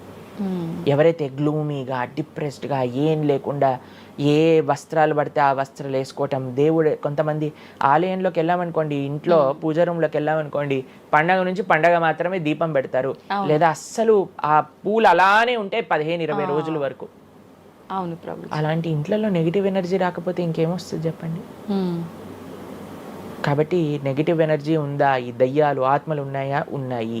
ఎవరి దగ్గరికి వెళ్తాయి? అటువంటి మెంటాలిటీ ఉన్న వాళ్ళ దగ్గరికి మాత్రమే వెళ్తాయి. ఓకే. మనం కానీ ఎప్పుడైతే మనకి రక్షణ, అందుకే మనం తులసి మాల వేసుకుంటాం. తులసి మాల ఇప్పుడు చూడండి, మేము నరసింహ కవచాన్ని ధరించామన్నమాట. ఇవన్నీ నరసింహ ఆరాధన, నరసింహ కవచాన్ని ఎప్పుడైతే మనం చేస్తామో, ఎప్పుడైతే మనం భగవన్నామ స్మరణ చేస్తామో తులసి మాల ధరించాలి. తులసి మాల చాలా మంది ఇప్పుడు ధరిస్తున్నారు కానీ నియమాలను పాటించట్లేదు. ఏంటి నియమాలు? తులసి మాల వేయాలి అని అంటే మనము భగవత్ ప్రసాదాన్ని మాత్రమే నైవేదన చేసి తీసుకోవాలి, మాంసాహారాన్ని తినకూడదు, ఎల్లిపాయలు ముట్టుకోకూడదు. ఇవన్నీ కూడా నెగిటివ్ థింగ్స్ అన్నమాట, తామసిక రాజసికమైన విషయాలు. కాబట్టి ఇవి చక్కగా ఇవన్నీ మానేసామనుకోండి. తులసిమాల ధరించడం అంటే ఏంటి అంటే చూపిస్తున్నాం అనమాట, మా దగ్గర ఎటువంటి తామసిక రాజసిక ప్రవృత్తులు లేవు, మేము సిద్ధ సాత్విక ప్రవృత్తిలో ఉన్నాం. దయ్యం అక్కడ నుంచి వచ్చింది కూడా యూటర్న్ తీసుకొని వెళ్ళిపోతుంది అన్నమాట ఇవి చూడంగానే. కాబట్టి అది చాలా ముఖ్యం. ఎప్పుడైతే మన ఆచరణ బాగుంటుందో, ఎప్పుడైతే మనం ధార్మికంగా ఉంటామో, ఎప్పుడైతే భగవద్భక్తులు అయి ఉంటామో, ఏ నెగిటివ్ ఎనర్జీ మనల్ని ఏం చేయలేదు. ఓకే, మొత్తానికి ఉన్నాయి దయ్యాలు, ఉన్నాయి, జాగ్రత్త. మనం మంచిగా భక్తి పరంగా ఉండండి, ధార్మికంగా ఉండండి, చక్కగా ధర్మాచరణ చేయండి, మీకేం భయం లేదు. కానీ ఎక్కడైతే ఇవన్నీ జరగవో అక్కడ ఉంటాయి. అందుకే ఆధ్యాత్మిక మార్గంలో నడవాలి అందరం కూడా. కృతజ్ఞతలు ప్రభుజీ, నిజంగా చాలా మంచి మంచి విషయాలు తెలుసుకుంటున్నాం మీ ద్వారా, ఇంకా ఇంకా తెలుసుకోవాలని కోరుకుంటున్నాం. ధన్యవాదాలు ప్రభుజీ. హరే కృష్ణ. హరే కృష్ణ. మన సనాతన ధర్మం యొక్క విలువలని రోజు రోజుకు ఎంతో మంది పెద్దవాళ్ళు ఇలా ఉండాలి, అలా ఉండాలి, మన ధర్మం ఇది చెప్పింది, మనం ధర్మ మార్గంలో నడవాలంటే ఇవి పాటించాలి అని ఎన్నో రకాల సలహాలు మనకు ఇస్తున్నప్పటికీ అసలు ఆడవాళ్ళ విషయానికి వచ్చేసరికి చాలా రకాల అరాచకాలు అనేవి జరుగుతూనే ఉన్నాయి. మనకు స్వాతంత్రం వచ్చింది, ఆడది అర్ధరాత్రి కూడా తిరిగే అంత స్వాతంత్రం వచ్చింది అని అనుకోవటం వరకే కానీ నిజంగా స్వాతంత్రం అనేది రాలేదనే చెప్పాలి. చిన్న చిన్న 6 నెలల పసికందుల పైనుంచి కూడా తీసుకుంటే ప్రతి ఒక్క ఆడదైతే చాలు ఏదైనా చెయ్యొచ్చు అనే ఒక రోజుకి ఇప్పుడు ఆడదాని పరిస్థితిని దిగజారు చేస్తున్నారు. అసలు ఇదంతా ఎందుకు జరుగుతోంది? మన సనాతన ధర్మం యొక్క గొప్పతనాన్ని మర్చిపోబట్టేనా, అసలు ఏంటి అనే విషయాన్ని ప్రస్తుతం మాట్లాడబోతున్నాను ప్రణవానంద ప్రభుజీ గారితో. ఇప్పుడు ప్రభుజీతో మాట్లాడి దానికి సంబంధించిన విషయాలన్నింటినీ క్లియర్గా తెలుసుకుందాం. నమస్తే ప్రభుజీ. నమస్కారం అండి. ప్రభుజీ, మనకు ఎంత స్వాతంత్రం వచ్చినా ఎంతోమంది గొప్పవాళ్ళు మీలాంటి వాళ్ళు ఎన్నో రకాలుగా మంచి మంచి విషయాలు తెలియచేస్తున్నా కూడా ఆడవాళ్ళ విషయానికి వచ్చేసరికి వాళ్ళ పైన జరిగే అఘాయిత్యాలు, అరాచకాలు మాత్రం ఏ రోజు తగ్గట్లేదని చెప్పాలి ప్రభుజీ. గత కొన్ని రోజుల నుంచి చూస్తున్నాం, చిన్న చిన్న పిల్లల నుంచి ఉయ్యాలలో ఉన్న పసికందు పై నుంచి కూడా అత్యాచారం జరిగే విషయాలైతే వింటున్నాం. ప్రస్తుతం చూసుకుంటే ఒక 10 రోజుల నుంచి ఒక విషయం అయితే ఎక్కువగా వింటున్నాం. కోల్కతాలో జూనియర్ డాక్టర్ పైన జరిగిన సంఘటన. అసలు అది మాట్లాడడానికే చాలా బాధాకరమైన విషయం. ఎందుకు ప్రభుజీ ఇలాంటివన్నీ ఎందుకు జరుగుతున్నాయి? ఇంత ఘోరమైన పరిస్థితులు తలెత్తుతున్నప్పుడు భగవంతుడు ఎందుకు అవి ఆపటానికి ప్రయత్నం చేయట్లేదంటారు? మీకు ఒక విషయం చెప్తాను. మీరు అన్నారు మీలాంటి వాళ్ళు ఇన్ని విషయాలు చెప్తున్నా సరే ఎందుకు ఈ సమాజం మారట్లేదు అని. మేము ఇన్ని విషయాలు చెప్తున్నా సరే ఎంతమంది వింటున్నారండి? ఎంతమంది తల్లిదండ్రులు తమ పిల్లల్ని ఒక మంచి మార్గంలో మంచి ఎగ్జాంపుల్స్ చూపించి పెంచుతున్నారండి? ఇప్పుడు ప్రస్తుత సమాజంలో ఎలాంటి సీరియళ్ళు నడుస్తున్నాయి, ఎలాంటి సినిమాలు నడుస్తున్నాయి మీకు తెలియదా? స్త్రీని ఒక లేడీని ఎంత ఆబ్జెక్టిఫై చేసి చూపిస్తున్నారు. మనం చూడట్లేదా అండి ఈ ప్రపంచంలో? చూస్తున్నాం. సినిమాలు ఎక్కడైతే స్త్రీలని కొడుతున్నారో, ఎక్కడైతే స్త్రీలని హింసిస్తున్నారో అటువంటివన్నీ సూపర్ డూపర్ హిట్ అయిపోయి 100 రోజులు నడిచిపోయి అందరూ ఎగబడి అలాంటి సినిమాలకు వెళ్ళి చూసేస్తున్నారు కదా. మరి అలాంటి విషయాలను ప్రోత్సహించినప్పుడు మరి ఈ సమాజంలో అలాంటివే కదండి అయ్యేది. మనం ఇంత ప్రార్థన చేస్తూ ఎన్నిసార్లు మనం ఇప్పుడు మిమ్మల్ని మేము ఎలా పిలుస్తాం చెప్పండి? మాతాజీ అని పిలుస్తారు. మాతాజీ అని పిలుస్తాం, అంతేనా? ఎప్పుడైతే మనము ప్రతి ఒక్క స్త్రీని అమ్మ అనే ఒక పేరుతో గౌరవిస్తామో అప్పుడు ఎటువంటి ఇలాంటి భావన రాదండి. ఏ సినిమాలో మీకు ఇలాంటి భావన చూపిస్తున్నారండి? లేదు ఎక్కడ. ఏ సీరియల్ కానీ, ఏ టీవీ ఛానల్లో కానీ, ఏ మూవీ క్రియేషన్లో కానీ స్త్రీ పైన గౌరవము, రెస్పెక్ట్ అనేది ఉంటుందా? ఎంత ఈజీగా ఈ ఒక స్త్రీ అనేది నీ ఎంజాయ్మెంట్ కోసమే పుట్టింది కాబట్టి నువ్వు ఏదైనా చేసుకోవచ్చు. కొట్టినా పర్వాలేదు, తిట్టినా పర్వాలేదు, ఏదైనా పర్వాలేదు, ఎవ్రీథింగ్ ఈజ్ నార్మల్. అని లక్షల కోట్లు మీరే ఇచ్చి మీ పిల్లల్ని మీరు తీసుకెళ్ళి ఆ సినిమాలను ప్రోత్సహించి ఈరోజు ఇలాంటివి అయినా ఇప్పుడు ఎందుకు అవుతున్నాయి అని మనం ఎలా అడుగుతాం చెప్పండి. మీకు ఒక విషయం చెప్తాను, శాస్త్రంలో ఒక విషయం చెప్పున్నారు. మాతృవత్ పరదారేషు పరద్రవ్యేషు లోష్టవత్ ఆత్మవత్ సర్వభూతేషు యపశ్యతి స పండితః. నిజంగా ఒక వ్యక్తి మంచివాడవుతే, నిజంగా ఒక వ్యక్తి నిజంగా చెప్పాలంటే మగవాడు అని అనాలి అని అంటే మాతృవత్ పరదారేషు, తన భార్య తప్ప మిగతా వాళ్ళందరినీ కూడా ఒక మాతృ స్వభావంతో చూడాలి. మాతృవత్ పరదారేషు పరద్రవ్యేషు లోష్టవత్, వేరే వాళ్ళ యొక్క ధనాన్ని చెత్తతో సమానంగా చూడాలి. నీకెంత భగవంతుడు ఇచ్చాడో అది నాది, వేరే వాళ్ళ ధనం నాకు అవసరం లేదు. ఓకే. ఆత్మవత్ సర్వభూతేషు, నువ్వు ఎలా ట్రీట్ చేయాలి నిన్ను అని అనుకుంటున్నావా అలా వేరే వాళ్ళని ట్రీట్ చేయి నువ్వు ఫస్ట్. అలాంటి వాడు నిజమైన ధీరుడు అని మన శాస్త్రములు చెప్తున్నాయి. ఈ భావన మీరు ఎక్కడైనా సినిమాలో చూసారా, ఎక్కడైనా సీరియల్లో చూసారా, ఎక్కడైనా టీవీలో చూసారా? ఎంటర్టైన్మెంట్ పేరుతో ఈరోజు మొత్తం చిన్న చిన్న పిల్లల యొక్క మనస్సు నుంచి మొత్తం కరప్ట్ చేసేస్తే, ఇప్పుడు చెప్పండి, తప్పు చేసేవాడికి తెలియదా ఇప్పుడు ఒక మర్డర్ చేయటం తప్పు, ఒక స్త్రీని అవమానించటం తప్పు, లేదా ఈవ్ టీజింగ్ తప్పు, ఇవన్నీ తప్పు అని చేసేవాడికి తెలియదా అండి? ఎందుకు చేస్తున్నాడు? ఎందుకంటే వాడు చూసే విషయాలన్నీ కూడా ఉన్నాయి, అది నార్మల్ అనుకుంటున్నాడు. లేదా చేస్తే ఏముంది, లేదా ఇంకొక విషయం ఏంటంటే తన ఇంద్రియాలను కంట్రోల్ చేసుకోలేక చేస్తున్నాడు. ఇప్పుడు మీకు ఒక విషయం చెప్తాను, తప్పు చేసేవాడికి తెలిసి తప్పు చేస్తున్నాడు అని అంటే తన ఇంద్రియ నిగ్రహం లేకపోయింది. ఎందుకు ఇంద్రియ నిగ్రహం లేకపోయింది? ఎందుకంటే ఆయనకి ఎటువంటి ఆధ్యాత్మిక బ్యాకప్ లేదు. ఓకే. మనం పెంచేది కేవలం సుఖం సుఖం సుఖం. నానా చదువుకో, బాగా చదువుకుంటే ఏమొస్తుంది, సుఖపడతావు. కాబట్టి మనం ఎప్పుడైతే సుఖం సెంట్రిక్గా పెంచుతున్నామో వాడు అనుకుంటాడు ఇది కూడా నాకు సుఖమే కదా. ఒక స్త్రీని అవమానించినందుకు దుర్యోధనుడు తొడలు విడిగి కురుక్షేత్ర యుద్ధంలో పడిపోతే కనీసం చూసేవాడు కూడా లేకపోయాడు. రావణాసుడికి 10 తలలు తెగి కింద పడిపోయాయి. మండోదరి వచ్చి నీ కర్మ వల్ల నువ్వు ఇలా తయారయ్యావురా నీచుడా అని తిట్టింది లాస్ట్కి. అలాంటి పరిస్థితి వస్తుంది. ఎవరైతే రామాయణ భాగవతాలు చెప్పి పెంచుతారో నాన్న ఇలాంటి తప్పులు చేస్తే ఇలా అవుతుంది. మీకు ఒక విషయం చెప్తానండి, ఈ విషయం చాలామంది అంగీకరించకపోవచ్చు. జనరల్ విషయంగా మనం మాట్లాడుకుంటే మగవారిది ఎంత బాధ్యత ఉన్నదో ఇలాంటి తప్పులు చేయకుండా. ఇప్పుడు ఇది ఒక ఈకో సిస్టమ్ అండి, మనం లాస్ట్ టైం కూడా మాట్లాడుకున్నాం. ఒక తప్పు జరగకూడదు అని అంటే ఒక వ్యక్తి పైన డిపెండ్ అవ్వకూడదు, మొత్తం ఒక సొసైటీ పైన డిపెండ్ అయి ఉంటుంది. తల్లిదండ్రులు ఎలా పెంచుతున్నారు, మనం చూపించే సినిమాలు సీరియళ్ళు వాళ్ళకి ఎక్స్పోజర్ ఏమని ఉన్నది, తర్వాత మన యొక్క ఫ్రెండ్ సర్కిల్ ఎలా ఉన్నది.